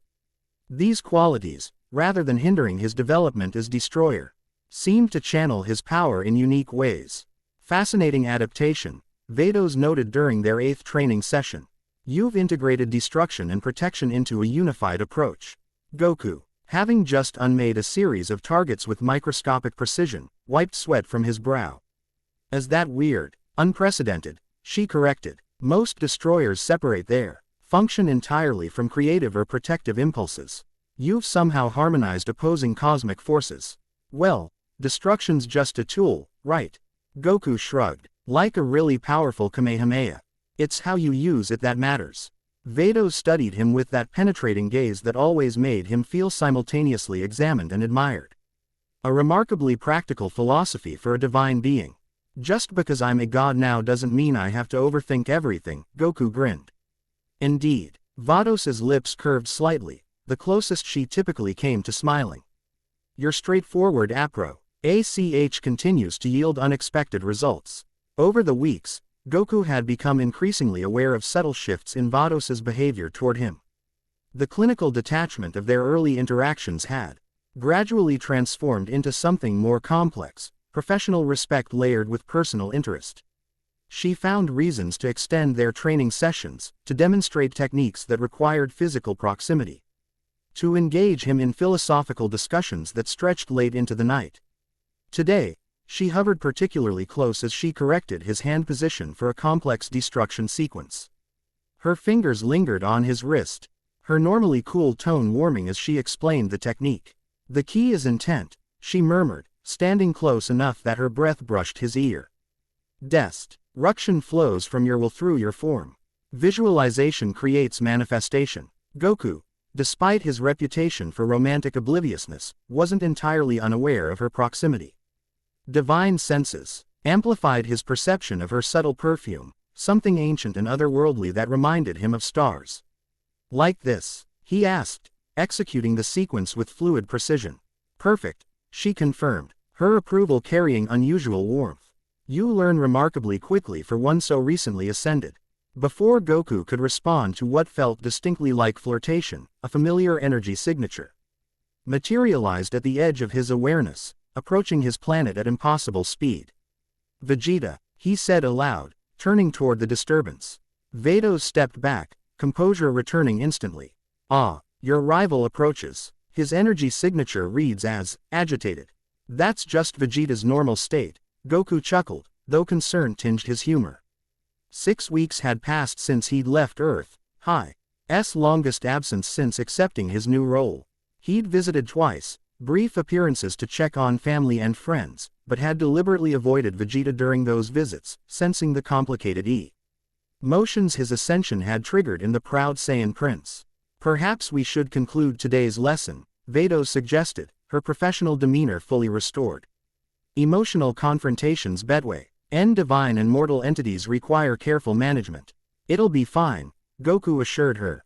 Vegeta and I understand each other. Vados appeared unconvinced but nodded acquiescence. As you wish, I shall inform Whis of your visitor. She vanished in that peculiar way of angels, not teleporting so much as stepping sideways out of perceptible reality. Goku had started learning the technique but found it disorienting compared to his familiar instant transmission. Moments after Vados's departure, space distorted above the planet's surface as a small vessel breached atmosphere, one of Bulma's latest designs, capable of speeds that approached angel transportation. The ship landed with unnecessary force, cratering the crystalline ground. Its hatch opened with a hydraulic hiss, revealing Vegeta in full battle armor. His expression thunderous. Kakarot, the prince bellowed, power already flaring around him. Face me, Goku sighed. Some things truly did transcend divinity, Vegeta's temper chief among them. Hey, Vegeta, he called, floating down to meet his friend. Nice of you to visit. Visit, Vegeta spat, advancing with menacing purpose. I've come to prove once and for all which of us deserves godhood. In a blur of movement too fast for mortal perception, Vegeta launched himself at Goku, fist cocked for a devastating blow. Goku didn't dodge or block, he simply stood his ground. Vegeta's punch connected squarely with his jaw, carrying enough force to shatter planets. Goku didn't budge an inch. "Are you done?" he asked calmly. Vegeta staggered back, eyes widening at the complete ineffectiveness of his attack. "What the? Divine bodies don't work like mortal ones," Goku explained, not unkindly. "You can't hurt me anymore, Vegeta. Not like this." Rage and humiliation warred on Vegeta's face, followed quickly by grim determination. Blue aura erupted around him as he transformed directly to Super Saiyan Blue, skipping the intermediate forms entirely. "We'll see about that," he growled, power condensing around his fists. "Final. Stop." Goku didn't raise his voice, but the word carried divine authority that froze Vegeta mid-attack. "You'll hurt yourself, not me." For a tense moment, they stared at each other, Vegeta trembling with rage, Goku calm but concerned. Then, with a roar of frustration, Vegeta powered down. 6 weeks, he said accusingly. 6 weeks as a god. And you've already forgotten what it means to be a Saiyan. The accusation stung more than Vegeta's attack ever could. "That's not fair, isn't it?" Vegeta gestured contemptuous Why at Goku's transformed appearance, the subtle purple aura, the divine refinement of his features. "Look at you. You don't even fight anymore. What happened to our rivalry? Our battle to determine the strongest?" Understanding dawned on Goku. This wasn't about godhood, not really. It was about loss. Vegeta had lost his rival, his measuring stick, his motivator. The one being in the universe who had him to greater heights had ascended beyond his reach. "Vegeta," Goku said softly, "I'm still me." "Prove it," the prince challenged. "Fight me as we once fought. No divine powers, no destruction energy, pure Saiyan against Saiyan." Goku considered the request. Technically, it was impossible, his divine nature couldn't be fully suppressed. But perhaps, all right, he agreed, surprising Vegeta. "But not here. This planet isn't designed for that kind of battle." Relief flickered across Vegeta's features, quickly masked by his usual scowl. "Where, then?" Goku smiled. "I know just the place." The asteroid belt of the Polaris system hung suspended in the void, each massive rock separated from its neighbors by kilometers of empty space. Far from inhabited worlds, the region offered perfect isolation for a battle between gods, or in this case, between a god and a mortal with god-like power. Goku and Vegeta faced each other on an asteroid roughly the size of Earth's moon, its IRLESS surface illuminated by the distant blue-white glare of Polaris itself. "I've created a habitable field around the asteroid," Goku explained, divine energy shimmering in a dome above them. "We can breathe and talk normally. But anything that leaves the field is in vacuum. Try not to get knocked out of bounds." Vegeta snorted. "As if you could." Goku smiled at the familiar bravado. "I'll press my divine energy as much as possible. Just pure Saiyan power, like old times." "Don't patronize me, Kakarot," Vegeta warned. "Fight with everything you have." "That would kill you," Goku replied simply. "And probably destroy half the galaxy as collateral damage." Vegeta opened his mouth to protest, then closed it, grudging acceptance crossing his features. "Fine. But don't you dare hold back your Saiyan strength. I want to face the warrior I've measured myself against all these years, not some divine puppet." "Deal." Goku rolled his shoulders, feeling strange as he deliberately suppressed the destruction energy that had become integral to his being. It felt like trying to breathe with only one lung, possible, but decidedly uncomfortable. Without further preamble, Vegeta attacked. A blisteringly fast combination of punches and kicks that would have pulverized any normal opponent. Goku defended, matching Vegeta's Super Saiyan Blue form with his own transformation.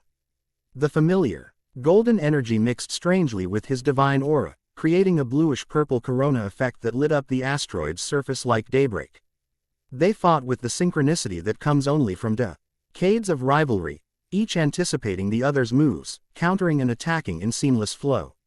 The asteroid shuddered beneath them, cracks spreading across its surface as their power threatened to tear it apart. For Goku, the battle awakened something he'd nearly forgotten in his weeks of divine training: the pure joy of physical contest, the exhilaration of pushing limits, the satisfaction of perfect execution. His body remembered patterns his mind had set aside, muscle memory overriding divine calculation. Vegeta fought with unmatched ferocity, as if trying to exorcise 6 weeks of resentment through his fists. Each blow carried not just physical force but emotional weight, anger at being left behind, frustration at cosmic unfairness, determination to prove his worth despite divine disparity. "That's it, Kakarot," he shouted as their forearms clashed with force that sent shockwaves rippling across the asteroid. "This is who you are. Not some detached deity playing cosmic janitor, a warrior." The accusation struck deeper than Vegeta could know. In his divine training, Goku had indeed begun to distance himself from his warrior identity, seeing it as somewhat primitive compared to his cosmic responsibilities. Yet here, trading blows with his greatest rival, he felt more alive than he had since his transformation. The battle escalated as both pushed beyond Super Saiyan Blue, Vegeta accessing his evolution form while Goku instinctively reached for Ultra Instinct. Divine energy surged despite his attempts at suppression, his hair shifting toward silver as his movements became perfectly fluid. "No," Vegeta roared, recognizing the transformation. "No divine techniques. Saiyan against Saiyan, you promised." Goku forced himself back from the Ultra Instinct threshold, a difficult regression that left him momentarily vulnerable.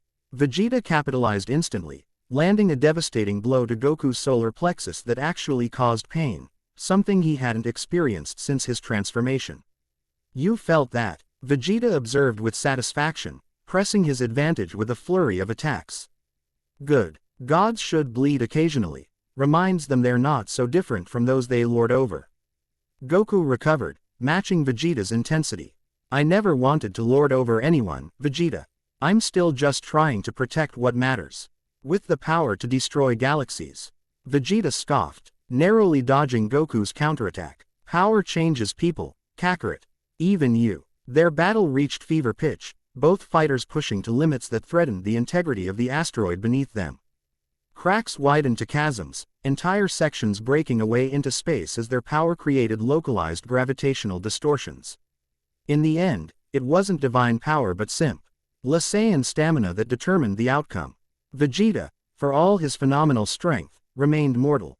After 3 hours of continuous maximum exertion, his movements began to slow fractionally. His evolution form flickered intermittently as his energy reserves depleted. Goku, conversely, found his divine nature providing seemingly endless stamina.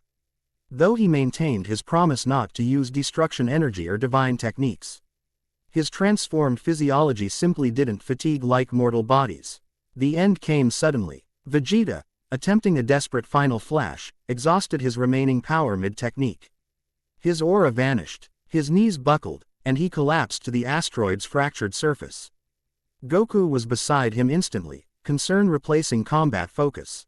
"Vegeta, don't!" the prince gasped, struggling to remain conscious. "Don't you dare, pity me."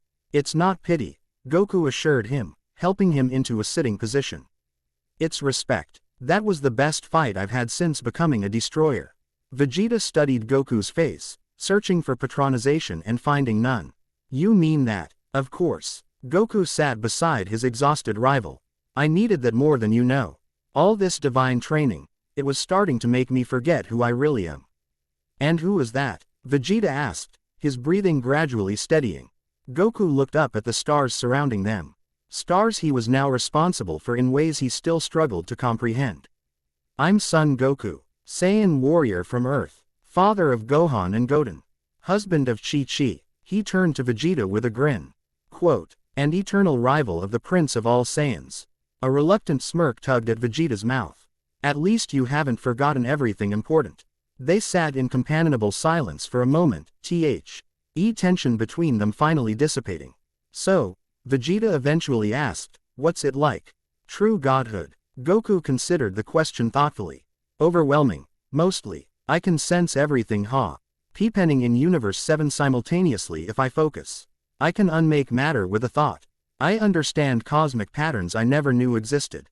He flexed his hand, small sparks of purple energy dancing between his fingers. "But it's lonely too. Everyone looks at me differently now, even Chi-Chi. Except me," Vegeta noted with typical pride. "God or not, you're still the same irritating clown to me, Kakarot." Goku laughed, a genuine, full-throated sound. Thanks, Vegeta. I needed that too. The prince stood shakily, pride demanding he support himself despite his exhaustion. So what happens now? You return to your divine duties and I. What? Go back to Earth and pretend our rivalry meant nothing. Actually, Goku said thoughtfully, I have a proposition. I'm listening. The universe is acing a threat unlike anything we've encountered before. Something is literally eating reality itself. Goku stood, facing Vegeta directly. As destroyer, I need to address the cosmic scale issues. BU, Chi Earth, and the rest of Universe 7, still needs protection from conventional threats. Understanding dawned on Vegeta's face. You want me to take your place as Earth's defender. Not just Earth, Goku clarified. The entire universe needs warriors willing to stand against danger. Think of it as a divine partnership. I handle cosmic threats, you handle everything else. Vegeta crossed his arms, considering the proposal. And when necessary, we fight together, Goku finished. Just like always, pride warred with practicality in Vegeta's expression. Finally, he extended his hand, a rar. Gesture from the normally touch-averse prince. Partners, then, he agreed. Though don't expect me to start calling you Lord Goku, or any such nonsense. Goku clasped his hand firmly. I'd be worried if you did. As Vegeta's ship departed for Earth, Goku sensed three familiar divine presences materializing behind him. A most illuminating encounter, Whis observed. Though perhaps somewhat destructive to the local celestial geography. Indeed, the asteroid they had fought on barely qualified as such anymore, more a collection of loosely associated rocks held together by Goku's divine field. Sorry about the mess, Goku said sheepishly. Got carried away. Actually, Chronoa noted, the asteroid's destruction created an unexpected temporal nexus. Three civilizations that WOULD have been obliterated when this rock eventually collided with their worlds will now survive. See, Goku grinned. Everything happens for a reason. Coincidence is not causality, Vados corrected. Though her tone lacked its usual clinical detachment. Though I admit your approach to destruction continues to yield interesting results. The battle seems to have stabilized your divine integration, Whis observed. Studying Goku with professional interest. The conflict between your Saiyan nature and divine essence has harmonized considerably. Fighting Vegeta reminded me of something important, Goku explained. I don't have to stop being who I was to become who I need to be. I can be both a Saiyan warrior and a god of destruction. A dangerous philosophical position, Vados cautioned. Divided loyalty leads to divided purpose. Or perhaps, Chronoa countered unexpectedly, synthesis rather than division. A new interpretation of an ancient role. Whis nodded thoughtfully. Indeed, the position adapts to its holder as much as the holder adapts to the position. Lord Beerus shaped destruction through his capricious nature. Perhaps Lord Goku will shape it through his protective instincts. Time will tell, Vados concluded, though her gaze lingered on Goku with what might have been approval. Though I maintain reservations about unorthodox approaches to cosmic responsibility. Speaking of responsibility, Goku interjected, suddenly remembering something important. You never did tell me about my first actual assignment as destroyer. When do I start? You know. Destroying things that need destroying. The three divine beings exchanged glances loaded with unspoken communication. Perhaps sooner than anticipated, Whis replied carefully. We've detected a significant acceleration in the cosmic deterioration. 17 new spatial anomalies have formed in the past 36 hours, Vados elaborated, her staff projecting a galactic map with pulsing red indicators. The pattern suggests coordinated activity rather than random entropy. Something is orchestrating this, Chronoa confirmed, her youthful features grave. Something that understands osmic fabric well enough to target specific weaknesses.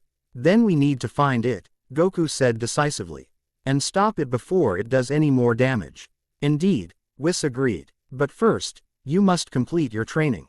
A confrontation with whatever entity orchestrates this deterioration will require mastery of destruction beyond what you've achieved thus far. How much more training? Goku asked impatiently. Under normal circumstances, several centuries, Vados replied matter-of-factly. Given current exigencies, perhaps another month. A month, Goku exclaimed. But time passes differently in certain realms. Chronoa interrupted. I could perhaps arrange accelerated training in a temporal pocket. A month outside, years within. Like the hyperbolic time chamber? Goku asked, referring to Earth's special training dimension. Similar principle, vastly superior execution, Chronoa confirmed. Though such manipulation carries significant risks.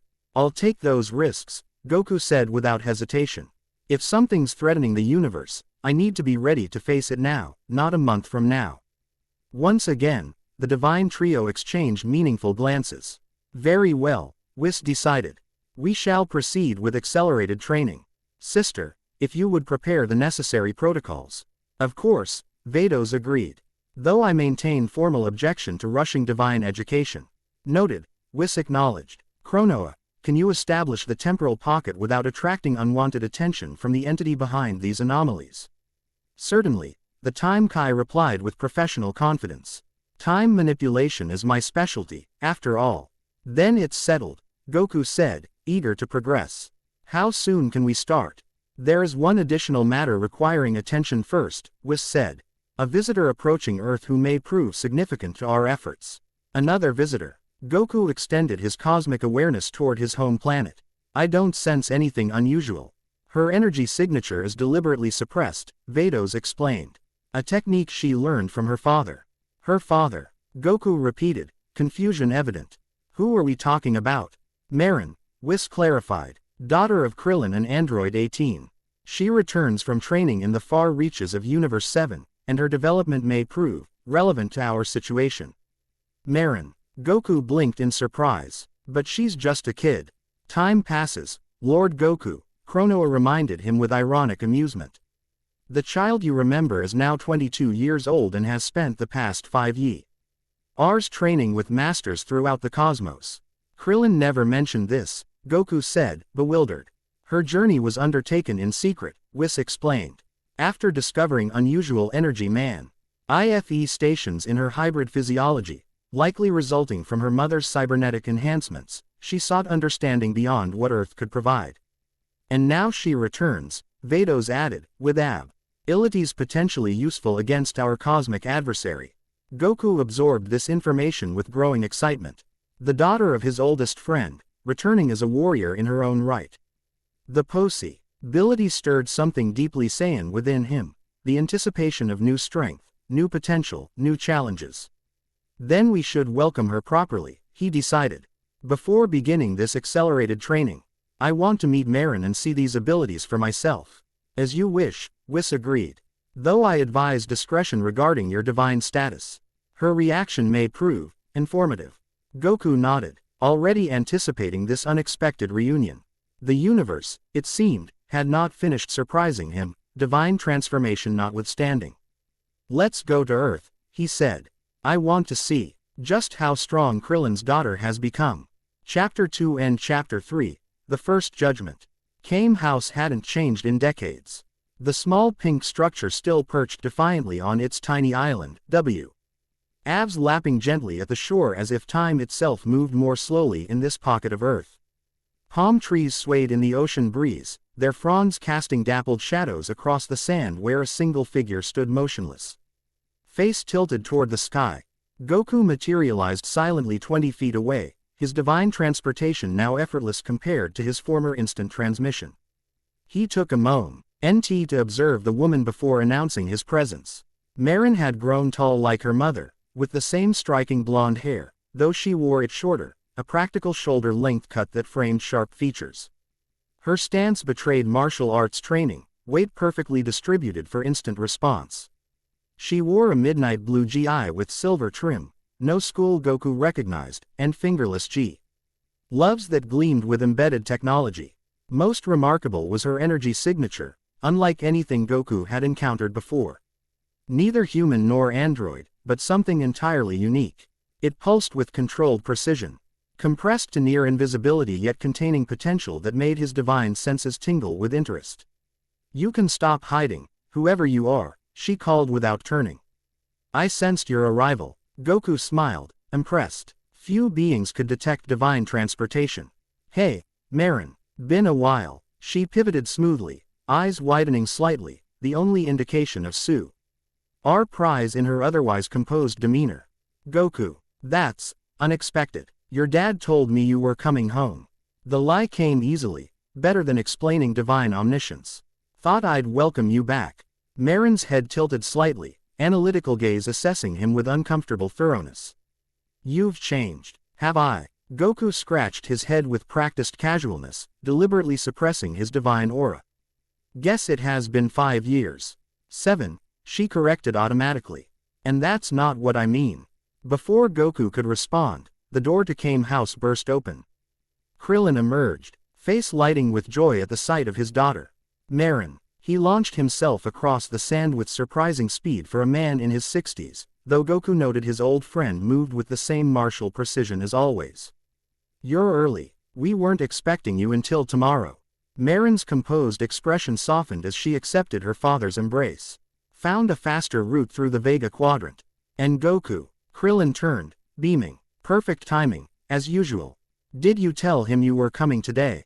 No, Marin answered, still studying Goku with unnerving intensity. He was just here. Where's Mom? She asked, deflecting attention from Goku. Inside preparing enough food for a small army, Krillin laughed. You know how she gets when you come home. Even brow. GHT Goten and Trunks over to help eat it all. The mention of his son caught Goku's attention. Goten's here. Yeah, he and Trunks were training nearby. I called them when we got Marin's message. Krillin gestured toward the house. Come on in. It'll be like old times. As they walked toward the house, Marin fell in step beside Goku, voice pitched low. Something's different about you. Your energy feels wrong. Different how? Goku asked, genuinely curious about her perception. Like there's a void inside you. Her blue eyes, so like her mother's, narrowed. Something that consumes rather than radiates. Before Goku could formulate a response, they reached the house where a chorus of greetings awaited. Android 18, looking eternally 30 despite the decades, nodded coolly at he. Our daughter while setting an enormous platter of food on the table. Her eyes softened fractionally, the equivalent of exuberant emotion for the reserved cyborg. You look stronger, she observed simply. Good, thanks, Mom. Marin accepted the understated praise with equal reserve. Goten and Trunks, now in their mid-20s but still inseparable, greeted Goku with enthusiastic backslaps before turning their attention to Marin. So, Trunks grinned, leaning against the wall with practiced casualness, here you've been touring the galaxy getting your butt kicked by alien masters. Something like that, Marin replied with the ghost of a smile. Bet none of them were as tough as us though, right? Goten chimed in. Actually, Marin set down her small travel pack, most were considerably more challenging. Ouch. Trunks clutched his heart dramatically. The lady strikes without mercy. The easy banter continued as everyone settled around Master Roshi's dining table, now extended to accommodate the gathering. Goku found himself watching the interactions with strange detachment, his newly expanded consciousness processing multiple levels of information simultaneously. He not ed the subtle pride in Krillin's posture when he looked at his daughter. Registered the evaluative way 18 assessed Marin's physical condition. Observed the barely concealed attraction in Trunks' body. Language and the brotherly affection in Goten's. Most intriguing, however, was Marin herself. Beneath her composed exterior, Goku sensed tremendous power held under rigid control. Not raw force like a Saiyan's, but something more refined, technical, precise, adaptable. And her perception, the fact that she sensed something wrong about his divine energy suggested capabilities far beyond normal human awareness. So, Dad, Goten addressed him between mouthfuls, Mom said you've been busy with your new job. What exactly does the god of destruction do all day? Silence crashed over the table. All eyes turned to Goku. Marin's gaze sharpening with sudden understanding. God of destruction, she repeated carefully. That's what I sensed. Krillin looked between his daughter and his oldest friend, confusion evident. Wait, you knew. How could you possibly know? I spent 2 years studying with the Yardrats, Marin explained, eyes never leaving Goku. They taught me to perceive divine energy signatures. I was going to tell everyone eventually, Goku explained, shooting Goten a mildly reproachful look. Just been busy adjusting. So it's true? Krillin asked, eyes wide. Beerus is gone and you're, what? The new destroyer god. Goku nodded, seeing little point in further concealment. It's a long story. One I'd very much like to hear, Marin said, her analytical interest fully engaged. Particularly how a protector becomes a destroyer. Something in her tone, not accusatory but genuinely curious, made Goku decide transparency was best. These were family, after all. Over the next hour, as they continued their meal, he explained everything. The cosmic deterioration, Beerus's retirement, his transformation, and the ongoing training with the angels. So these holes in reality, Trunks summarized. Scientific mind focusing on the practical problem, they're spreading. And nobody knows why. We have theories, Goku acknowledged. Something seems to be deliberately weakening cosmic fabric. Whis calls it entropic acceleration. And your job is what, exactly? 18 asked with characteristic directness. To blow up planets like Beerus did. Not exactly. Goku shifted uncomfortably. It's more about maintaining balance. Sometimes that means destruction, but only when necessary. And who decides what's necessary? Marin asked quietly. The question hung in the air, its philosophical weight settling uncomfortably over the gathering. Before Goku could respond, he sensed a familiar energy signature materializing outside, angelic, precise, unmistakable. Speaking of my job, he sighed, I think it's calling. As if on cue, a gentle knock sounded at the door. Master Roshi, who had been uncharacteristically silent throughout the meal, shuffled over to answer it.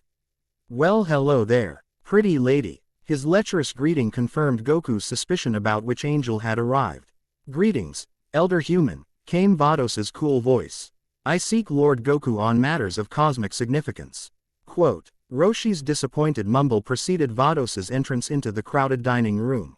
The angel stood with perfect posture, her elegant staff gleaming in the simple electric light. Her expression betraying nothing of her thoughts as she surveyed the gathering. Lord Goku, she addressed him formally. Your presence is required. The Grand Minister has identified your first official assignment. The room fell silent once more. Goku nodded, rising from his seat. Now, indeed. Vados's gaze swept over the assembled friends, lingering briefly on Marin. With subtle interest before returning to Goku. Time is of considerable essence. Right. Goku looked apologetically at his friends and family. Sorry to eat and run. Destroyer business, I guess.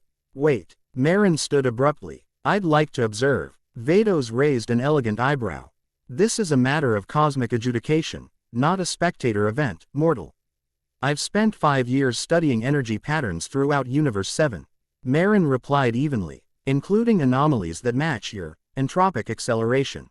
My perspective might prove valuable. Goku looked at Marin with newfound interest. You've seen these holes before. Not directly, she admitted. But their effects. 3 systems I visited showed signs of reality distortion, technology behaving impossibly, physics breaking down at quantum levels. Vados and Goku exchanged meaningful glances.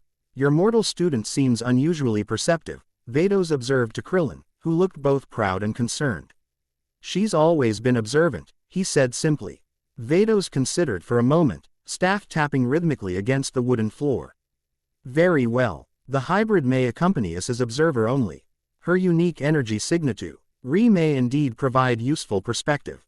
Hybrid, Trunks questioned. Human and artificial, Vados clarified. A most unusual combination. 18 tensed visibly. She's my daughter, not a science experiment.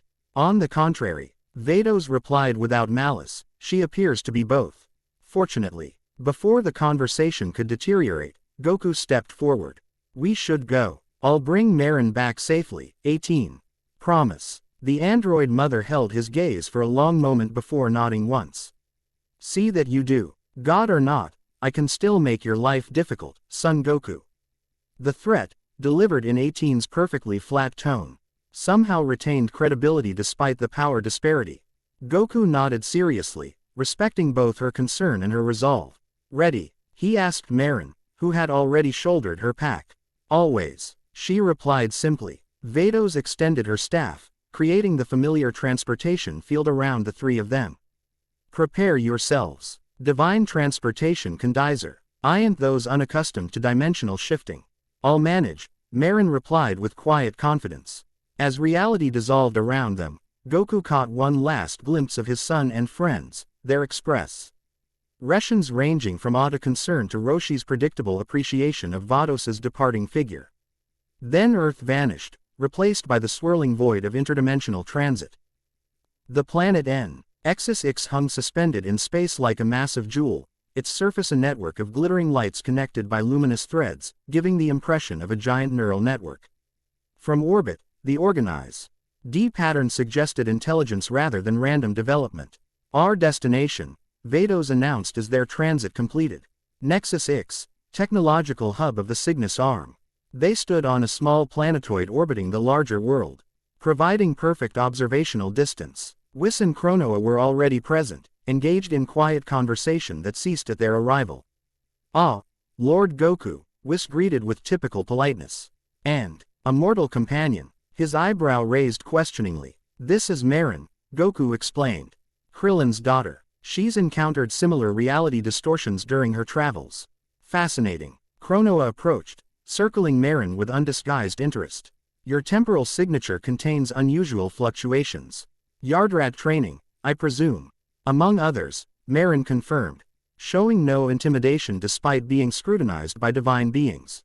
"You're the supreme Kai of time." "Indeed." Chronoa seemed pleased by the recognition. "Your awareness exceeds typical mortal limitations." "My mother is technically a cyborg," Marin explained matter-of-factly. "It creates certain perceptual advantages." "Most intriguing," Whis commented. "However, we must focus on the matter at hand." He turned to Goku, expression becoming more serious. "Your first official assignment is Destroyer, Lord Goku." Goku nodded, attention shifting to the planet below. "What's wrong with it? Looks pretty impressive from here." "Appearance rarely correlates with cosmic propriety," Vados noted. "Nexus X has achieved what they term technological transcendence, approximately 3 decades ago." "Meaning?" Goku prompted. "Their entire civilization now exists as digital consciousness," Chronoa explained. "They've abandoned biological forms entirely, transferring their minds into a planet-wide network." "That doesn't sound so bad," Goku observed. "People should be free to live how they want, right?" "Indeed," Whis agreed. "Were that the extent of their activities, no divine intervention would be warranted. Unfortunately, they have recently developed technology that breaches dimensional barriers. They're creating the holes," Goku realized. "Not intentionally," Chronoa clarified. "Their experiments in what they call extra-dimensional expansion seek to create living space in pocket dimensions. However, their approach fundamentally destabilizes the boundaries between reality states. Every new pocket dimension they create weakens the cosmic fabric," Vados continued. "The effect compounds exponentially. Left unchecked, their experiments will rupture the barrier between existence and non-existence. So I have to destroy them," Goku concluded, his expression darkening.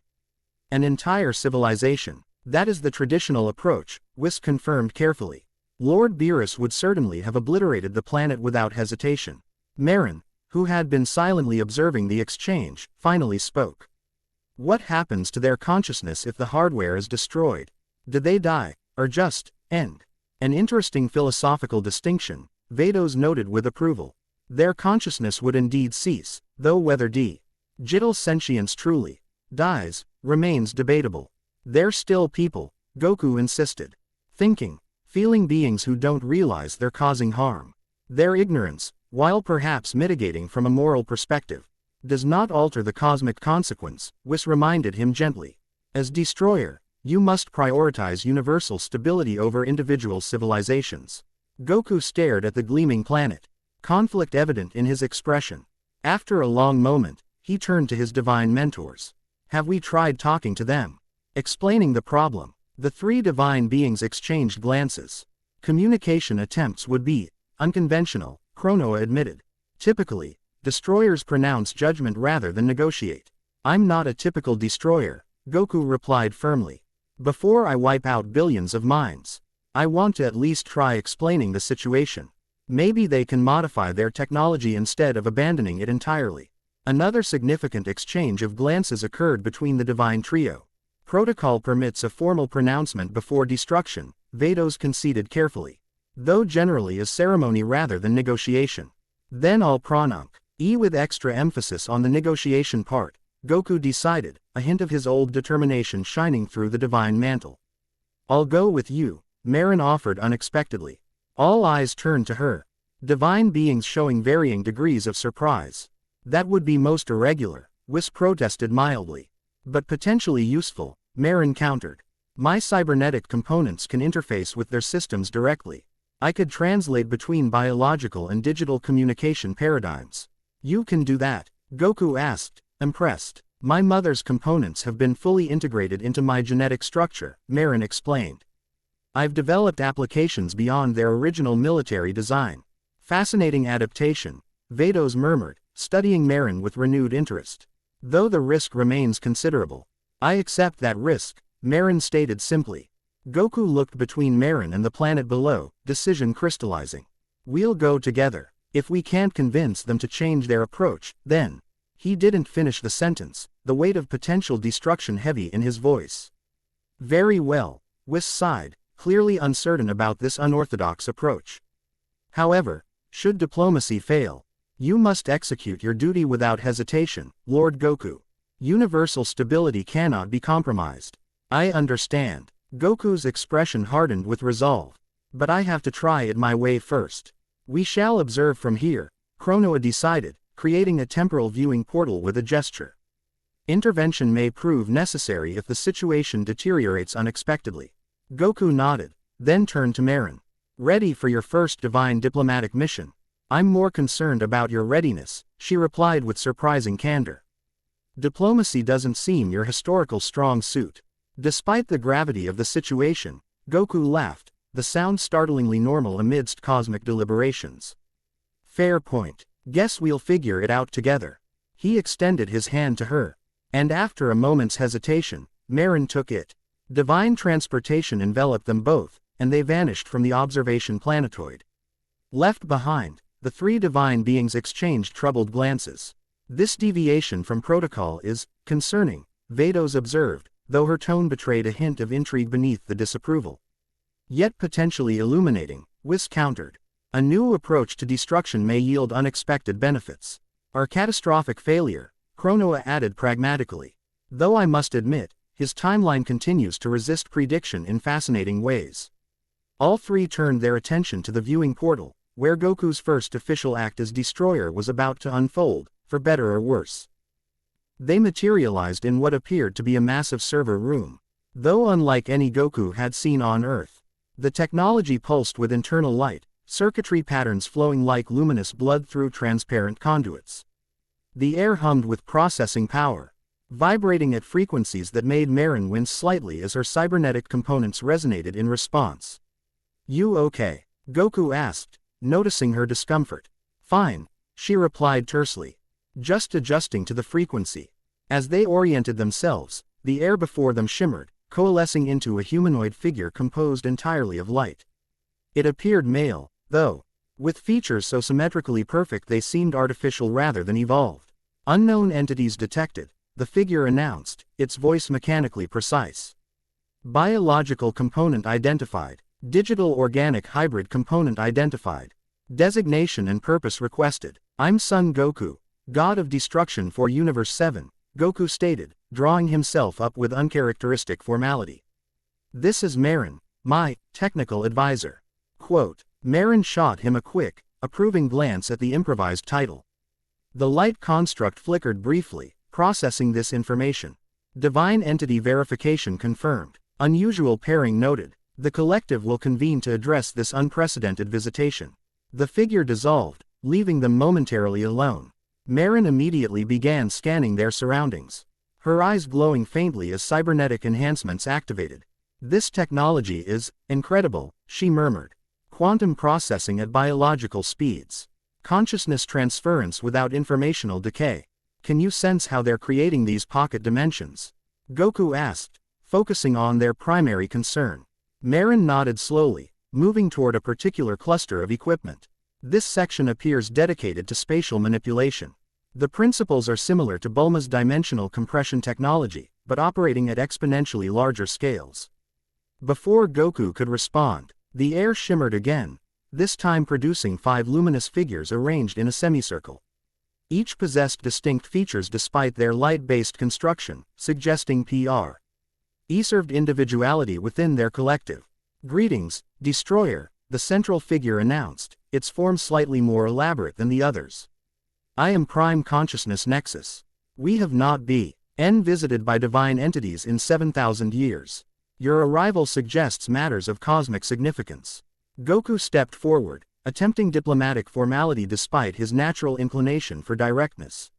"Your experiments with pocket dimensions are creating holes in the universe's fabric. These holes are spreading and threatening all existence.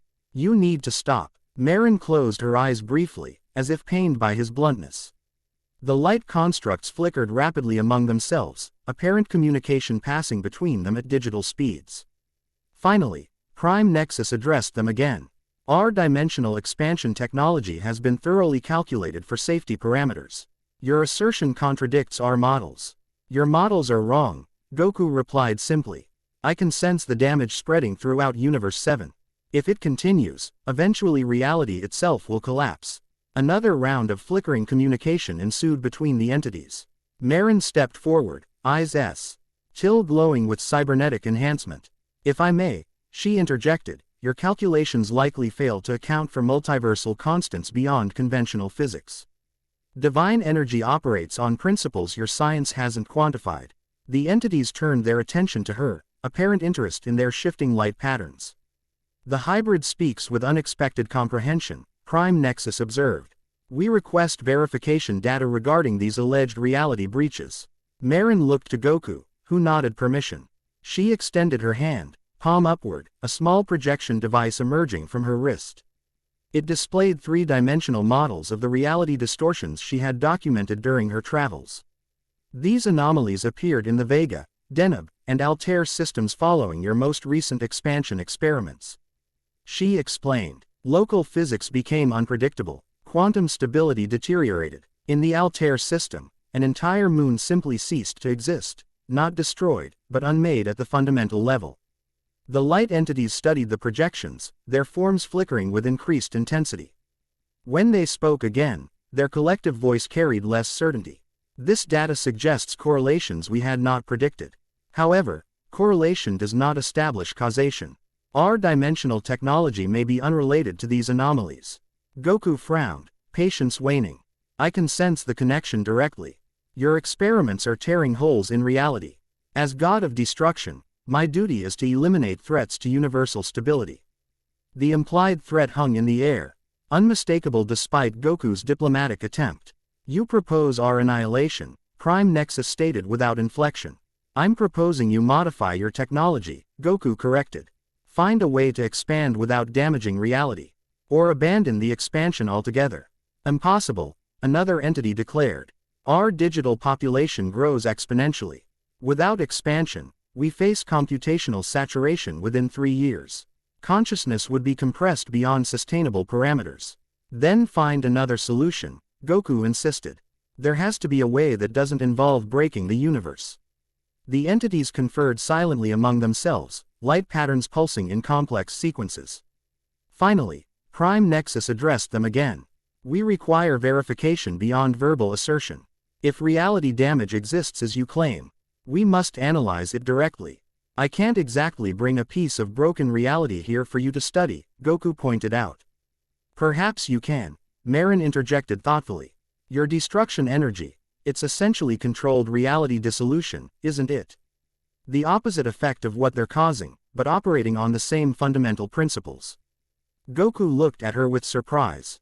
"You figured that out just by observing me." "I spent 2 years studying reality manipulation with the Yardrats," she reminded him. "The principles translate across applications." The light entities flickered with apparent interest. "The hybrid proposes demonstration of controlled reality dissolution. This would provide valuable comparative data."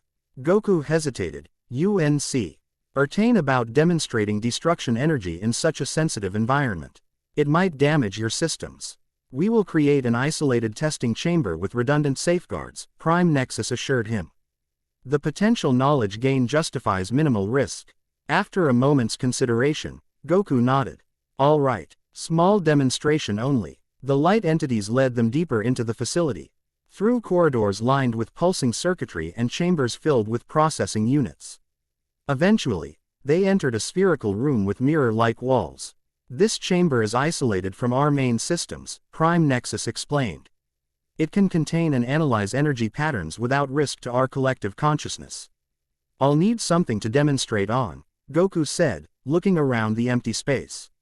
In response, a small cube of complex machinery materialized in the center of the room, apparently constructed from the same light-based technology as their hosts. This unit contains no consciousness but possesses full sensory capabilities, one entity explained.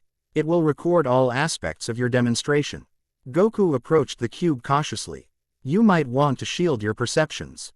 Destruction energy can be unsettling to witness. The entities dimmed slightly but remained present, their scientific curiosity apparently outweighing potential discomfort.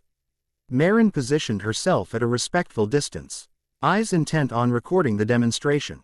Taking a deep breath, Goku extended one hand toward the cube.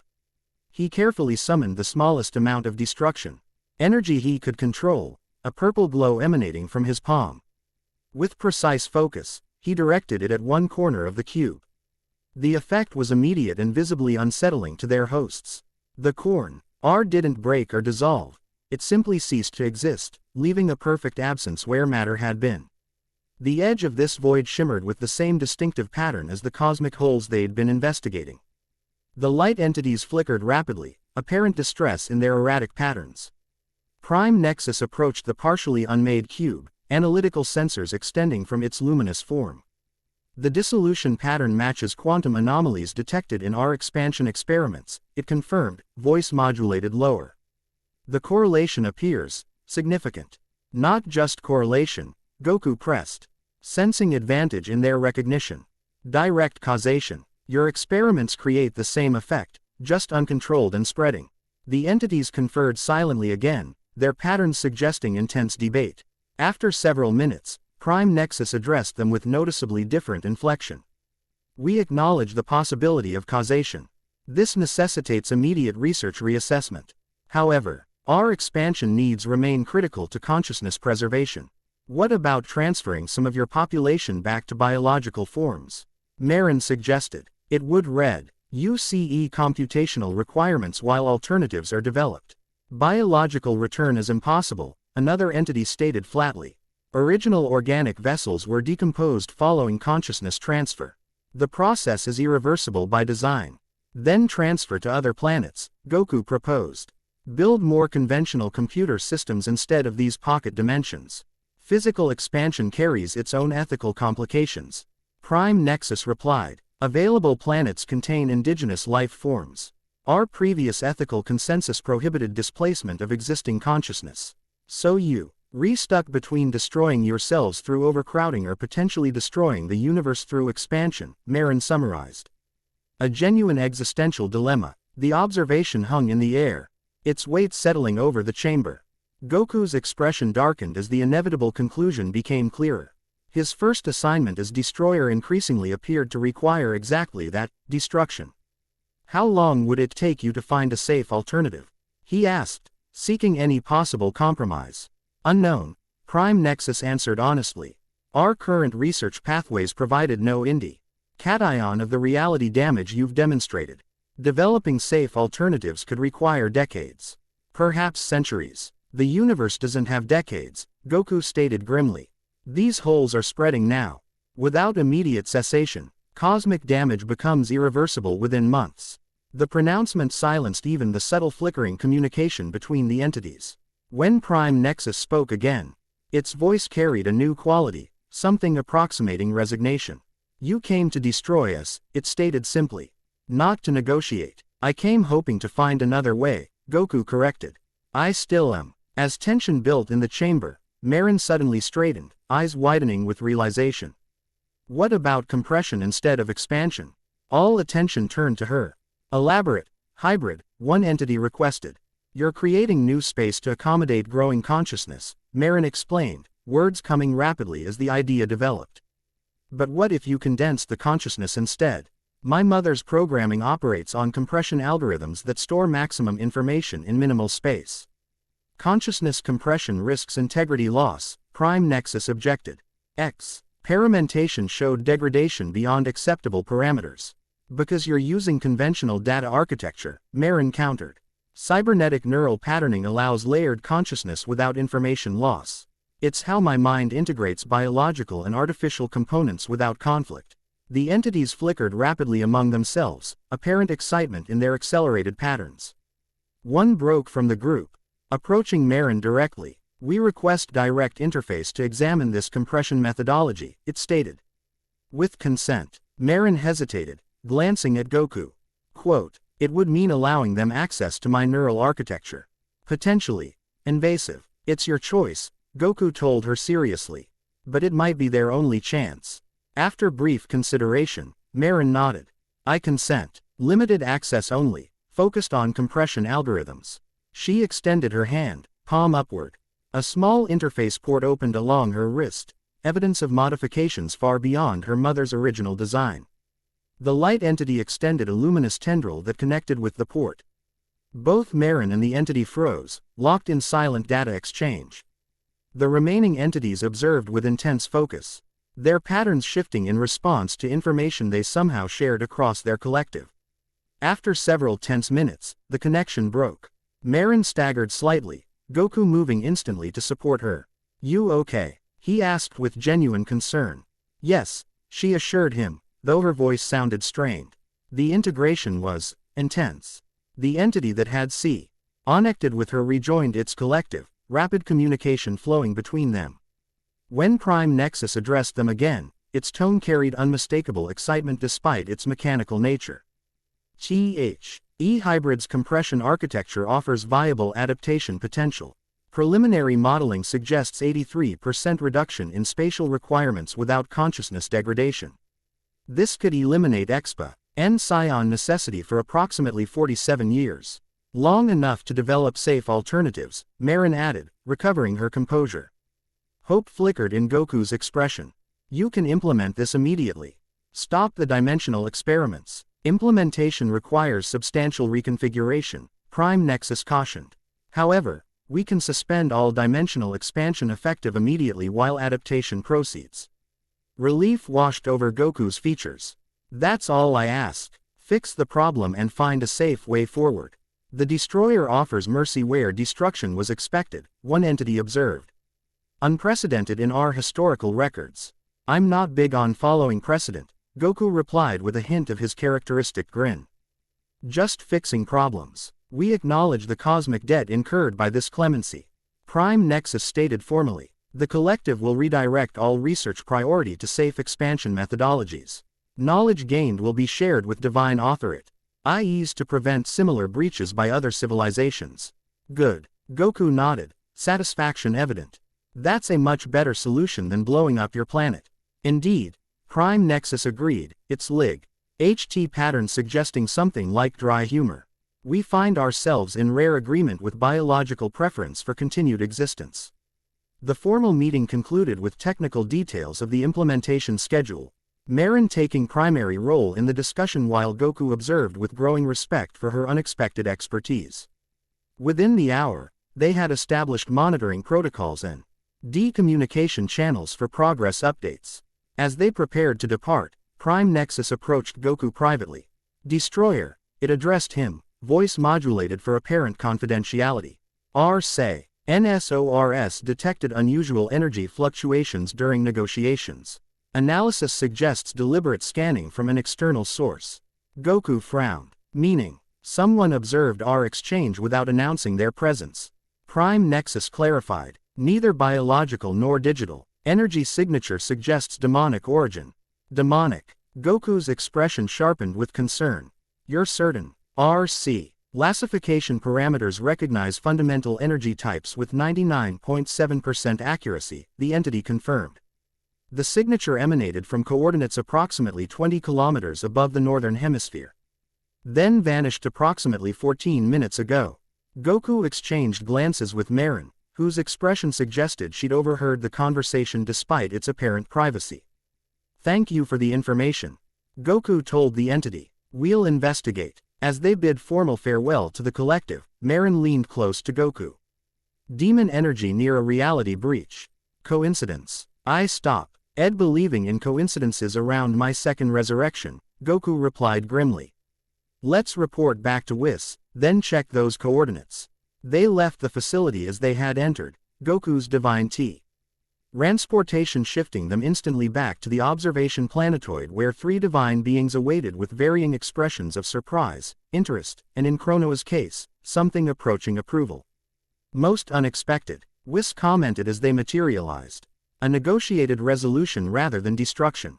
An unorthodox approach, Vados noted, though her tone suggested more curiosity than criticism.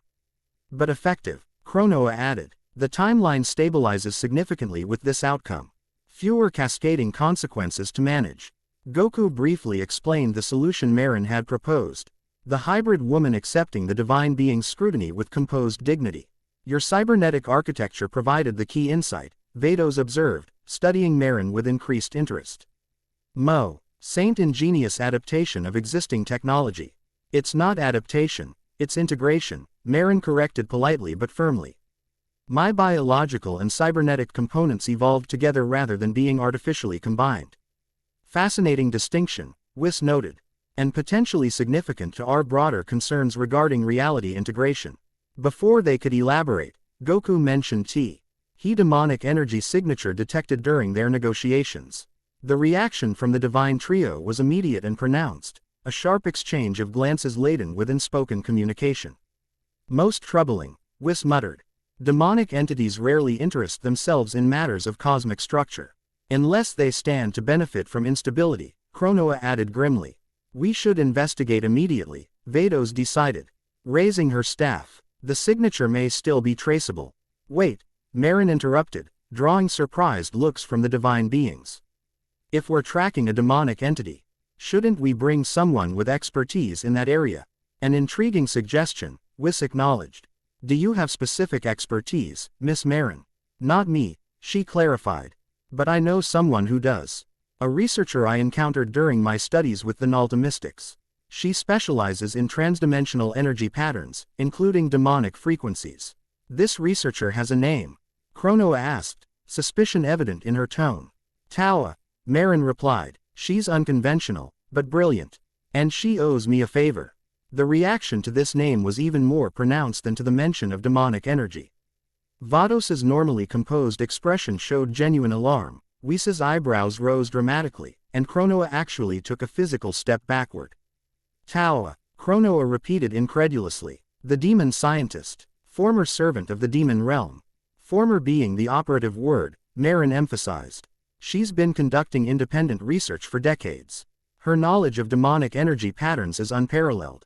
She's also manipulated time, created artificial warriors, and attempted to resurrect demon realm dominance, Chronoa countered sharply. That was before, Marin insisted. She's changed her approach, if not her methods. Now she studies cosmic anomalies across realities. Which makes her involvement here particularly suspicious, Vados noted pointedly. Are potentially valuable, Goku interjected. Surprising everyone. If she understands these anomalies better than we do, maybe she can help identify what's causing them.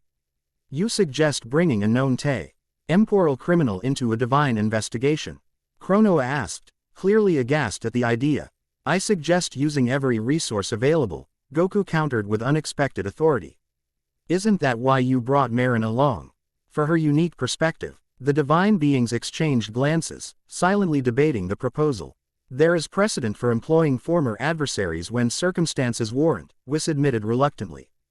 And her knowledge of demonic energies is indeed unparalleled. The risk remains considerable, Vados cautioned.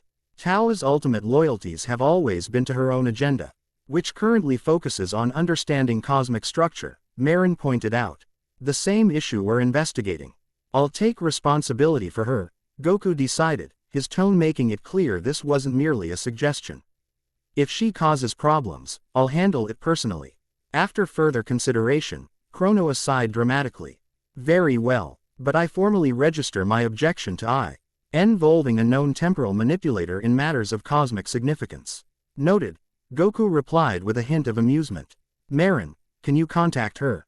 Marin nodded, already adjusting something on her wrist device. She gave me a direct quantum frequency. One moment, As she established communication, Vados moved closer to Goku, voice pitched for his ears alone. Your approach continues to defy conventional wisdom, Lord Goku. First negotiation instead of destruction, now recruitment of former adversaries. Conventional wisdom wasn't solving the problem, he replied simply. Indeed. So, mething-like approval flickered in her eyes. Most refreshing. Before Goku could respond to what felt distinctly like flirtation, Marin's device chimed. Connection established. She's agreed to meet us. Where? Whis inquired. The coordinates where the demonic energy was detected, Marin replied. She says she was already investigating unusual patterns in this sector. She'll rendezvous in 20 minutes. How convenient. Chronoa muttered suspiciously. Let's go then. Goku decided, ignoring the Time Kai's clear reservations. I want to see these coordinates for myself. As Vados prepared transportation, Goku found himself reflecting on how differently his first assignment had unfolded from expectations. He had come prepared to destroy, yet instead had fostered creation, a new solution, a new alliance. Perhaps even a new approach to his role as destroyer. Whether this deviation from tradition would prove wisdom or folly remained to be seen. But as they transported toward their rendezvous with the demon scientist, Goku couldn't help feeling that he was finally finding his own path as god of destruction, one that honored his protective instincts while fulfilling his cosmic responsibilities. A balance all his own. The coordinates led them to empty space approximately 20 kilometers above Nexus IX's northern hemisphere, exactly as the digital entities had reported. No trace of demonic energy remained detectable to conventional senses, though Chronoa insisted she could perceive temporal residue, consistent with interdimensional observation. Someone definitely watched your negotiations, she confirmed, hands moving through complex patterns that left faint golden trails in the void. The temporal signature has Tao's distinct pattern, though modified from her previous manifestations.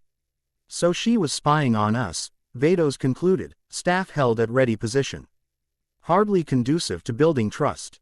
Or she was studying the anomalies independently, Marin countered. And we happened to appear during her observation. A convenient explanation, Whis noted diplomatically. Though perhaps we should allow her to provide her own. As if summoned by his words, space rippled before them. A circular portal formed. Not the chaotic tear of forced entry, but a precisely calculated dimensional doorway lined with arcane symbols that glowed deep purple against the blackness of space. Through this portal stepped a woman of striking appearance. Tall and statuesque, with pale blue skin and white hair arranged in an elaborate updo, she projected casual confidence despite being surrounded by divine beings. Her attire combined scientific practicality with demonic aesthetics, a form-fitting bodysuit beneath an open laboratory coat, both adorned with glowing circuit patterns. Most notably, she carried a staff topped with a crystalline structure that pulsed with energy patterns distinctly similar to those around the cosmic holes they'd been investigating. Well, she drawled, voice smooth and cultured, when my little protege mentioned divine companions, I didn't expect quite such distinguished company. Her crimson eyes swept over the gathering, lingering briefly on each divine being before settling on Goku with particular interest. The god of destruction himself. How? Evolutionary. Taoa, Chronoa acknowledged stiffly. Still meddling with forces beyond your comprehension. I see. Comprehension is precisely why I meddle, Time Kai, Taoa replied with a smile that didn't reach her eyes. Unlike some, I prefer understanding to blind adherence to cosmic status quo. Before Chronoa could retort, Goku stepped forward. You were watching us negotiate with the Nexus Collective.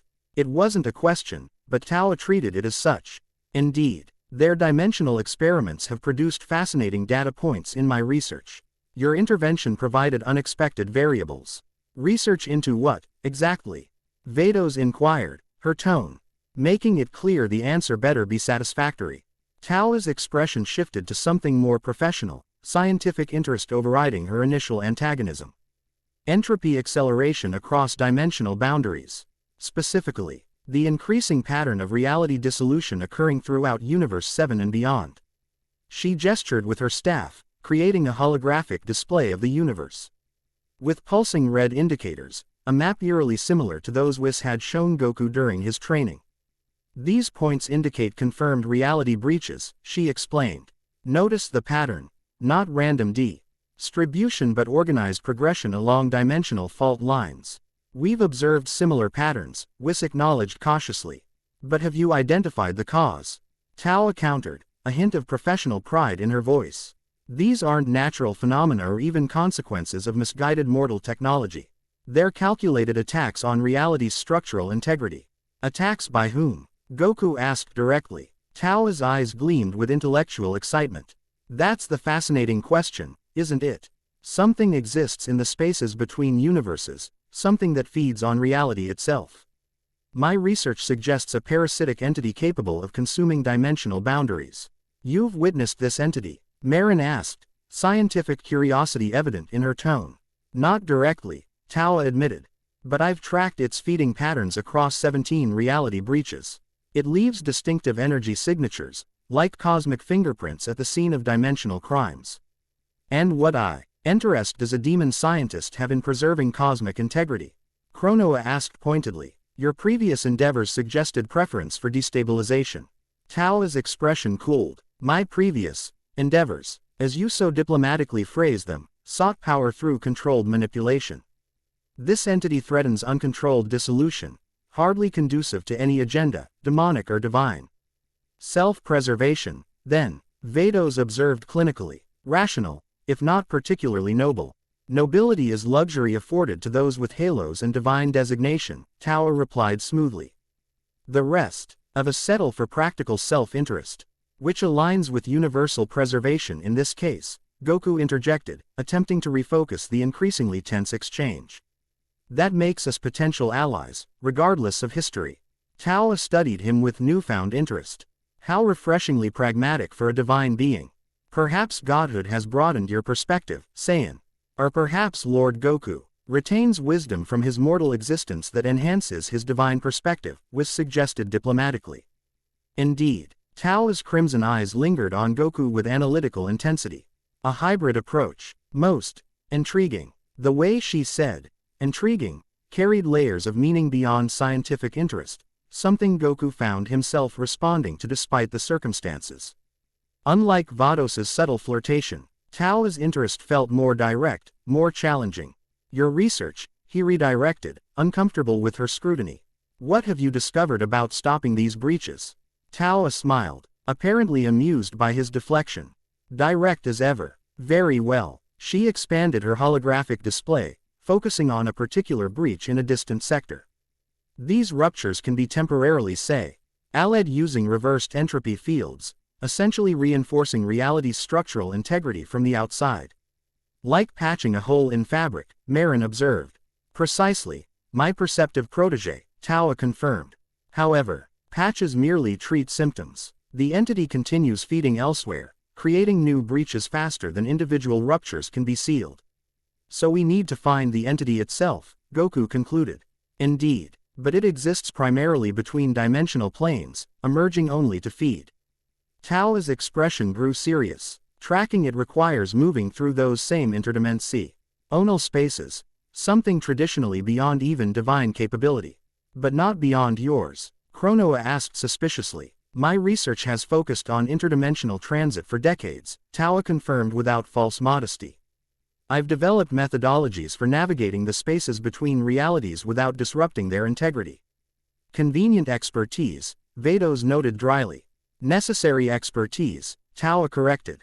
If we hope to confront whatever causes these breaches.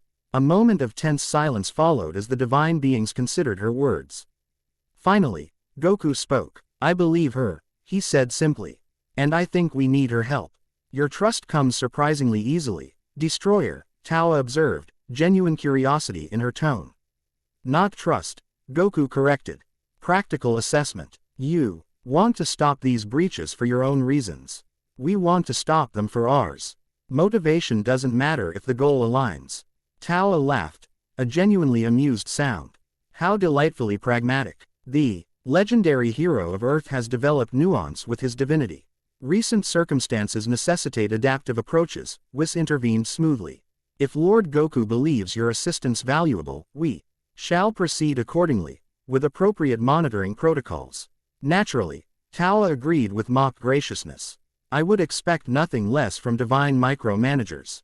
Perhaps we should focus on immediate objectives, Marin suggested, attempting to diffuse the building tension. The breach the Nexus Collective was creating, can it be sealed? Tao nodded, professional interest overriding antagonism once more. Already underway, their cessation of experiments begins the natural healing process. I've installed stabilization fields at critical junctures to accelerate recovery. Without authorization, Chrono pointed out sharply. Without bureaucratic delay, Tao countered. The breach was expanding at geometric rates. Waiting for divine permission would have allowed critical degradation. Before the argument could escalate, Goku stepped between them. What matters is fixing the problem. If Tao has already started, let's focus on next steps instead of permissions. A refreshing perspective from a god. Tao noted with approval. Perhaps destruction isn't entirely negative when it applies to outdated protocols. Don't push your luck, demon, Chrono muttered. What do you need to track this entity? Goku asked Tao directly, ignoring the continuing tension. Access to breach sites across multiple universes, she replied immediately. Comparative analysis of Phaeton, G patterns to establish predictive algorithms. And, she hesitated briefly, a source of divine energy to calibrate my tracking instruments. The last request concerns me, Vados stated flatly. Divine energy is not a resource for experimental technology. Without proper calibration, tracking interdimensional movement remains imprecise, Tao explained with forced patience. Divine energy PR, Avid's baseline reality constants essential for accurate interdimensional navigation. She's right, Marin unexpectedly confirmed. During my studies with the Yardrats, dimensional calculation always required stable reference points. Divine energy provides the most consistent baseline across reality states. The divine trio exchanged meaningful glances, silent communication passing between them. Finally, Whis sighed in apparent resignation. Limited access might be permitted, he conceded. Under strict supervision and with explicit parameters. Naturally, Tao agreed, though her smile suggested she considered this a significant victory. We should establish a formal research protocol, Vados suggested. Clearly defined objectives, methodologies, and boundaries. How bureaucratically divine, Tao commented dryly. While we draft paperwork, reality continues unraveling. Structure ensures safety, Whis countered firmly. Given your history, surely you understand our caution. Tao's expression cooled momentarily before she inclined her head in grudging acknowledgement. Fair point. Establish your parameters. I'll work within them, provided they don't prevent effective research. As the divine beings began outlining research limitations, Goku found himself studying Tao with growing curiosity. Unlike the angels or Chronoa, whose divine nature made them somewhat predictable despite their power, the demon scientist radiated complex, contradictory impulses. Brilliant intellect layered with ancient ambition. Scientific detachment undermined by personal fascination. Pragmatic self-interest occasionally revealing glimpses of deeper motivation. She caught him watching and met his gaze directly, one eyebrow raised in silent challenge. Unlike most beings who instinctively deferred to a destroyer's attention, Tao seemed entirely comfortable under divine scrutiny, perhaps even enjoying it. Curious about something, destroyer? She inquired, voice pitched for his ears alone while the others continued their discussion of protocols. He admitted candidly. Your energy feels complicated. How diplomatically phrased, she replied with obvious amusement. Though I might say the same about yours. Divine destruction layered over Saiyan power, with something uniquely Goku, still shining through. A fascinating hybrid. The observation struck uncomfortably close to Goku's own ongoing identity reconciliation. You seem to know a lot about me. I make it my business to understand significant variables in cosmic equations, she explained, scient. IFIC language barely disguising personal interest. You've been rewriting reality's rules since childhood. Even before godhood, your existence defied probabilistic prediction. So I've been told, Goku acknowledged. Remembering Chronoa's similar assessment. Most beings follow predetermined patterns, Tao continued, stepping slightly closer. You consistently defy them. It makes you scientifically significant. Just scientifically, Goku found himself asking, surprising even himself with the implied flirtation. Tao's eyes widened fractionally before a slow smile spread across her features.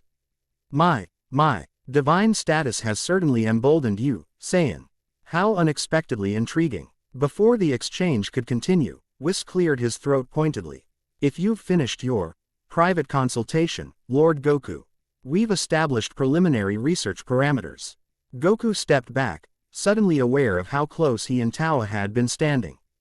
Vados observed the interaction with unreadable expression, while Chronoa made no attempt to hide her disapproval. Sorry, he offered, feeling strangely like a child caught misbehaving despite his divine status. What have we decided? Tao will establish a research base on neutral territory, Whis explained. Specifically, the abandoned observation station in the dimensional fold between universes 6 and 7. My equipment will be thoroughly inspected, Tao added, professional demeanor returning despite the lingering amusement in her eyes. Divine energy access will be strictly monitored, and I'll provide daily research updates to your angelic babysitters. Advisors, Vados corrected coolly. Semantics, Tao replied with a dismissive gesture. And I'll be assisting, Marin interjected, drawing surprised looks from everyone except Tao. My cybernetic interfaces are compatible with her tracking technology. It creates efficient research synergy. You trust her that much? Goku asked quietly. I trust her science, Marin replied simply. And I understand her methods better than most. It's settled then, Whis declared with finality. Research begins immediately. Lord Goku will provide the necessary divine energy under my direct supervision. Chronoa will monitor temporal implications. Vados will coordinate cross-universal access to breach sites. And I, Tao concluded with satisfied smile, will find our reality-eating parasite. As arrangements finalized and Tao prepared to depart for the observation station, she approached Goku one final time. I look forward to our collaboration, Destroyer, she said, voice carrying layers of meaning beyond the professional statement. Your energy signature is uniquely compatible with my research requirements.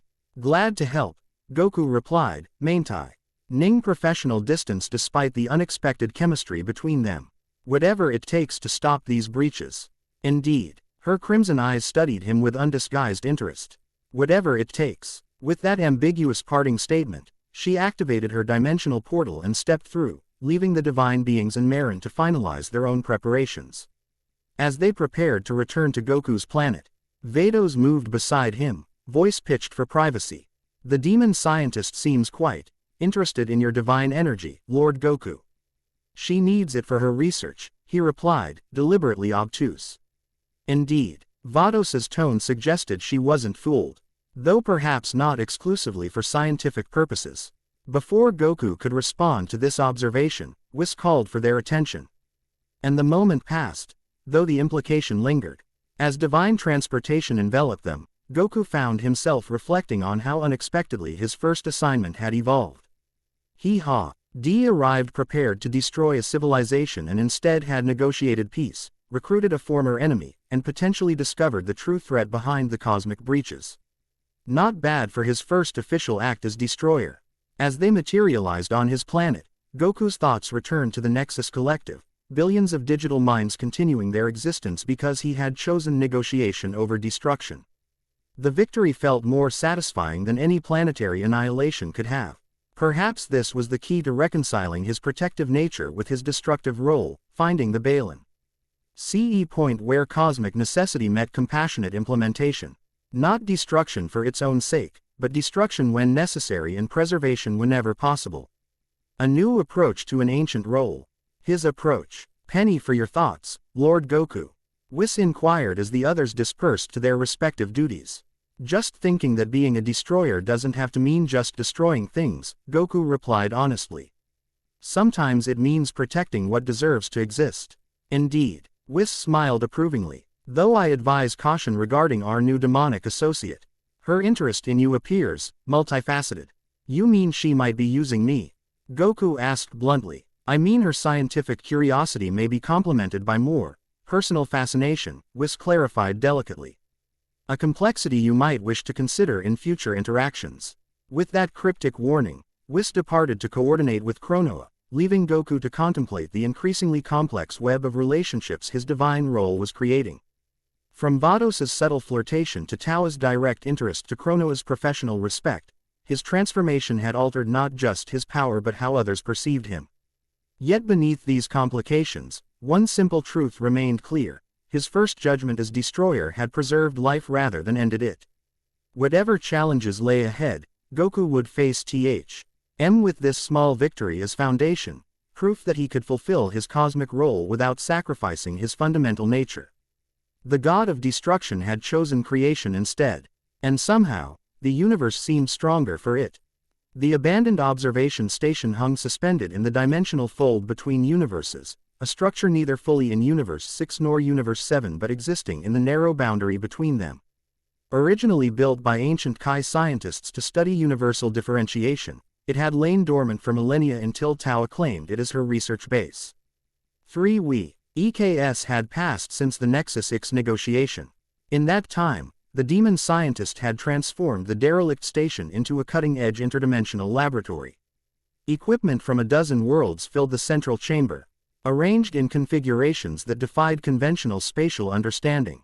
Holographic displays showed real-time monitoring of 17 confirmed reality breaches across multiple universes. In the center of this technological marvel stood Tawa, elegant even in focused research mode, her white hair now tied back in a practical ponytail as she adjusted calibration settings on a particularly complex device. Across from her, Marin monitored energy fluctuations, her cybernetic interfaces directly connected to the tracking equipment. Dimensional harmonics stabilizing, Marin reported, eyes glowing faintly as her enhancements processed data streams. Breach patterns show consistent progression along predicted vectors. As expected, Tawa confirmed, studying the holographic representation. The entity follows dimensional fault lines, paths of least resistance between reality states. She straightened, stretching muscles cramped from hours of focused work. It's behaving like a predator. Establishing hunting territory, developing consistent patterns, returning to successful feeding grounds. Predictable behavior helps tracking, Marin noted. But we still can't identify its point of origin. Because it doesn't originate in conventional space-time, Tawa explained, frustration edging her voice. It exists primarily in the void between realities, emerging only to feed. Then we need a way to detect it while it's between dimensions, came a new voice as Goku materialized in the laboratory, accompanied by Vados. Destroyer, Tawa acknowledged, composure instantly restored. Right on schedule for your energy contribution. Lord Goku has graciously adjusted his divine duties to accommodate your research requirements, Vados noted with subtle emphasis on proper address. Tawa merely smiled, unperturbed by the correction. And we appreciate his flexibility. Over the past weeks, Goku had visited the station regularly, providing careful, measured amounts of destruction energy to calibrate Tawa's tracking instruments. Each visit revealed new progress in the research, along with increasingly obvious personal dynamics. How's it going? Goku asked, approaching the central platform where the energy extraction would occur. Any closer to finding this thing? Incrementally, Tawa confirmed. We've narrowed its movement patterns and identified predictive algorithms for breach formation. What we lack is direct detection capability while it travels between dimensions. Which is why today's procedure differs from previous calibrations, Marin added. Making final adjustments to the equipment. We're attempting to create an interdimensional resonance field using destruction energy as catalyst. Sounds complicated, Goku observed. Tremendously, Tawa confirmed with a hint of professional pride. Though the fundamental principle is simple. Your destruction energy naturally connects to the void between realities, the same space our quarry inhabits. By calibrating our sensors to that specific resonance, we should be able to track its movements even when not actively feeding. Assuming the equipment functions as designed, Vados noted with subtle skepticism. My designs always function, Angel, Tawa replied coolly. Though divine cooperation improves efficiency.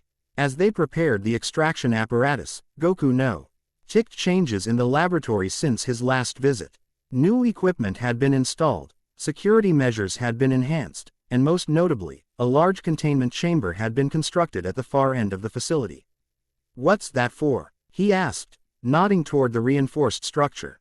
Tawa and Marin exchanged brief glances before the demon scientist answered. A precaution. If we successfully track the entity, we may need containment protocols for direct study. You plan to capture it? Vados asked sharply. That wasn't included in the research parameters. Plans and preparations differ significantly. Tao countered smoothly. We prepare for possibilities without committing to specific actions. Before Vados could pursue her objection, Marin intervened. The containment system is primarily for protection, not capture. If the entity becomes aware of our tracking attempts, it might investigate the source. We need defensive measures. The explanation seemed to satisfy Vados, though her expression suggested continued reservations. Goku, however, found himself studying Tao with renewed interest. Her explanation felt partial rather than dishonest, technical truth that omitted deeper purpose. We're ready to begin, Tao announced, effectively ending further discussion. Lord Goku, if you would take position on the extraction platform. Goku complied, stepping onto the circular platform at the laboratory's center. Around him, crystalline structures arranged in complex geometric patterns began to glow with anticipation of divine energy. This extraction will require more precise control than previous sessions, Tao explained, approaching with a small device. I'll need to attach monitoring sensors directly. Without waiting for permission, she stepped onto the platform with him, entering his personal space with scientific confidence. As she placed the sensors on his temples and chest, her fingers lingered fractionally longer than necessary, Crimson E. Yes, meeting his with unmistakable interest beneath professional focus. Comfortable? She inquired, voice pitched for his ears alone. Fine, Goku replied, increasingly aware of her proximity and subtle perfume that accompanied it, something exotic and distinctly non-human. Excellent. She stepped back but remained on the platform with him. Now, summon your destruction energy slowly. Focus on its connection to the void, not its destructive application. Goku closed his eyes, concentrating as instructed. Purple energy began to emanate from his form, not the explosive force used in combat, but a controlled, steady flow directed by conscious intention. The crystals surrounding the platform resonated in response, capturing and amplifying specific frequencies within the divine power. Perfect, Tao murmured, adjusting controls on her wrist device. Maintain that output level. The extraction continued for several minutes, Tao occasionally adjusting sensor positions with deliberate touches that seemed unnecessarily prolonged. From her monitoring station, Vados observed these interactions with increasing disapproval, while Marin remained focused on the technical data flowing across her displays. Energy signatures cataloged, Marin reported. Dimensional resonance established. Initiating void space scanning protocols. The laboratory's main display shifted, showing a representation of interdimensional space, a swirling void neither dark nor light but somehow both simultaneously. Within this impossible visual, faint trails appeared like luminescent smoke, winding through the nothingness. Movement patterns, Tao explained, excitement evident in her voice despite her scientific detachment. Each trail represents travel pathways between dimensional breaches. They converge, Goku observed, noting how the various trails seemed to flow toward a particular region of the void. Indeed, Tao manipulated the display, enhancing the convergence point. All trails lead to this dimensional pocket, a space neither fully in any universe nor entirely in the void. A perfect hunting blind for an interdimensional predator. Can we access this pocket? Vados inquired, professional interest overriding her previous reservations. Not directly, Tao admitted. It exists in dimensional phase space beyond conventional transit capabilities. Even yours? Goku asked, knowing her interdimensional expertise. Even mine, she confirmed with unusual humility. At least, not without substantial enhancement to my transportation technology. What kind of enhancement? Marin asked, already anticipating the direction of Tao's thinking. Divine energy incorporated directly into the dimensional phasing mechanism, Tao explained, turning to face Goku fully. Not just calibration, but active integration. That would be unprecedented, Vados objected immediately. Divine energy is not a power source for mortal technology. The threat is unprecedented, Tao countered smoothly. Conventional limitations produce conventional results.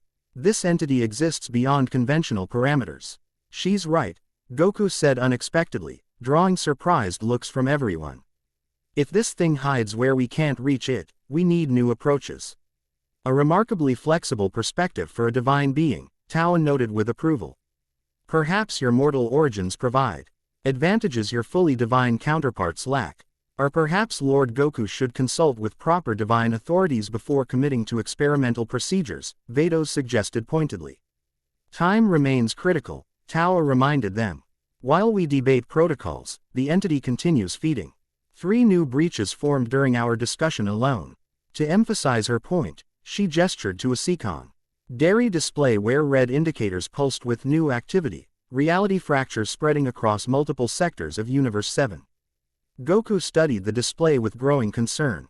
During his weeks as Destroyer, he had felt each new breach like a wound in his own consciousness, divine awareness making the cosmic damage personally painful. The entity's feeding accelerated despite their efforts to track it, suggesting increasingly aggressive behavior. How soon could you modify your transportation technology? He asked Towa directly, with uninterrupted access to sufficient divine energy. She considered briefly. Approximately 48 hours, and this would allow direct access to the dimensional pocket. In theory, she confirmed. Though the process has never been attempted. Goku turned to Vados, whose expression clearly communicated disapproval of the direction this conversation had taken. The breaches are spreading faster. We need to find this thing quickly. By circumventing established divine protocols. Vados challenged, though her tone remained respectful. The integration of destruction energy into demonic technology carries significant risks beyond the immediate concern. I understand that, Goku acknowledged, but sometimes the bigger risk is doing nothing.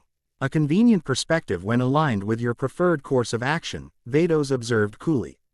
Before tension could escalate further, Marin interjected with characteristic practicality. Perhaps a compromise, limited integration under continuous divine supervision, with emergency termination protocols in place. The suggestion created momentary silence as both Vados and Towa considered its implications. Acceptable parameters, Towa finally conceded, though her expression suggested the limitations displeased her. I must consult with my brother before authorizing such deviation from standard procedure, Vados replied. Though given the acceleration of breaches, I acknowledge the time sensitivity. Consult away. Towa agreed with forced graciousness. Meanwhile, I'll prepare the necessary modifications for potential implementation. As Vados departed to communicate with Whis, Towa returned to the extraction platform where Goku still stood, divine energy flowing into the calibration crystals. With deliberate movements, she began removing the monitoring sensors from his body. Your support was unexpected, she commented quietly. Divine beings typically resist innovation, particularly from non-divine sources. I care about results more than rules, Goku replied simply. If your method works, the source doesn't matter. How refreshingly pragmatic. Her fingers lingered at his chest as she removed the final sensor. One might almost forget you're a god. Sometimes I forget myself, Goku admitted with surprising candor. This confession drew Towa's full attention, scientific interest shifting to something more personal. The transition continues to challenge you. Even weeks after ascension, it's not the power that's difficult, Goku explained, finding it unexpectedly easy to confide in this unlikely confidant. It's the perspective, seeing everything simultaneously, feeling responsible for cosmic balance when I used to just protect my friends and family. The burden of expanded awareness, Towa nodded with genuine understanding. I experienced something similar when I first breached dimensional barriers. Suddenly perceiving multiple reality states simultaneously, it changes how you define existence itself. The shared experience created momentary connection between them, Destroyer and Demon finding common ground in expanded perception beyond conventional limitations. Does it get easier? Goku asked. Not easier, Towa replied thoughtfully. But eventually the expansion becomes part of your identity rather than an addition to it. Integration rather than adaptation. The insight resonated with Goku's own evolving self-concept, the gradual merging of Saiyan warrior and divine destroyer into something uniquely his own. Thank you, he said simply, for philosophical insight. How unexpected. Towa's tone returned to its typical light mockery, though something warmer lingered beneath. For honesty, Goku clarified. Everyone else treats me differently now. Like I'm supposed to already understand everything about being a god. Perhaps because they've never known anything else, Towa suggested. Angels born divine, Kais created for specific cosmic functions. They lack the perspective of transformation you possess. And you? Goku asked, suddenly curious. Were you always a demon scientist? Something flashed briefly across Tao's features, an ancient sorrow quickly masked by practiced composure. That's a considerably longer conversation, Destroyer. Perhaps for another time. Before Goku could respond, Marin called from her monitoring station. New breach forming in Sector 842. Largest pattern yet detected. The moment of connection broke as both turned toward the emergency. On the main display, a massive reality fracture spread across an inhabited system, the Andromeda Collective, home to over 16 billion sentient beings. We're out of time for debates, Tao stated flatly, moving swiftly to her equipment. This breach threatens immediate catastrophic collapse. Meaning what exactly? Goku demanded, following her. Meaning 16 billion lives disappear into non-existence within hours unless we stabilize the rupture, Tao explained grimly. And conventional methods won't contain a breach of this magnitude. What will? Goku asked, already sensing her answer. Concentrated destruction energy, properly applied. Tao met his gaze directly. Not to destroy, but to reset reality's structural pattern, essentially forcing the breach to close by unmaking the damaged sections and allowing natural cosmic healing to occur. That's theoretically possible, Marin confirmed, though her expression showed clear concern. But it would require incredible precision. Miscalculation risks accelerating the breach rather than sealing it. I can guide the application, Tao stated with professional confidence. But we need immediate transport to the breach site and direct access to unfiltered destruction energy. Vados hasn't returned yet, Goku noted. And this needs divine transportation. I can get us there. Tao countered, indicating her staff. My dimensional transport may lack divine elegance, but it's functional across universal coordinates. Goku hesitated, weighing protocol against immediate necessity. 16 billion lives against proper procedure. The choice, when framed that way, became inevitable for someone who had spent his life protecting others. Let's go, he decided. Marin, when Vados returns, I'll explain, she assured him, already understanding his choice. And continue monitoring from here. The breach's quantum signature will help refine our tracking algorithms. Tao wasted no time, activating her dimensional portal with practiced efficiency. This transit may feel different from angelic transportation, she warned Goku. Considerably less comfortable.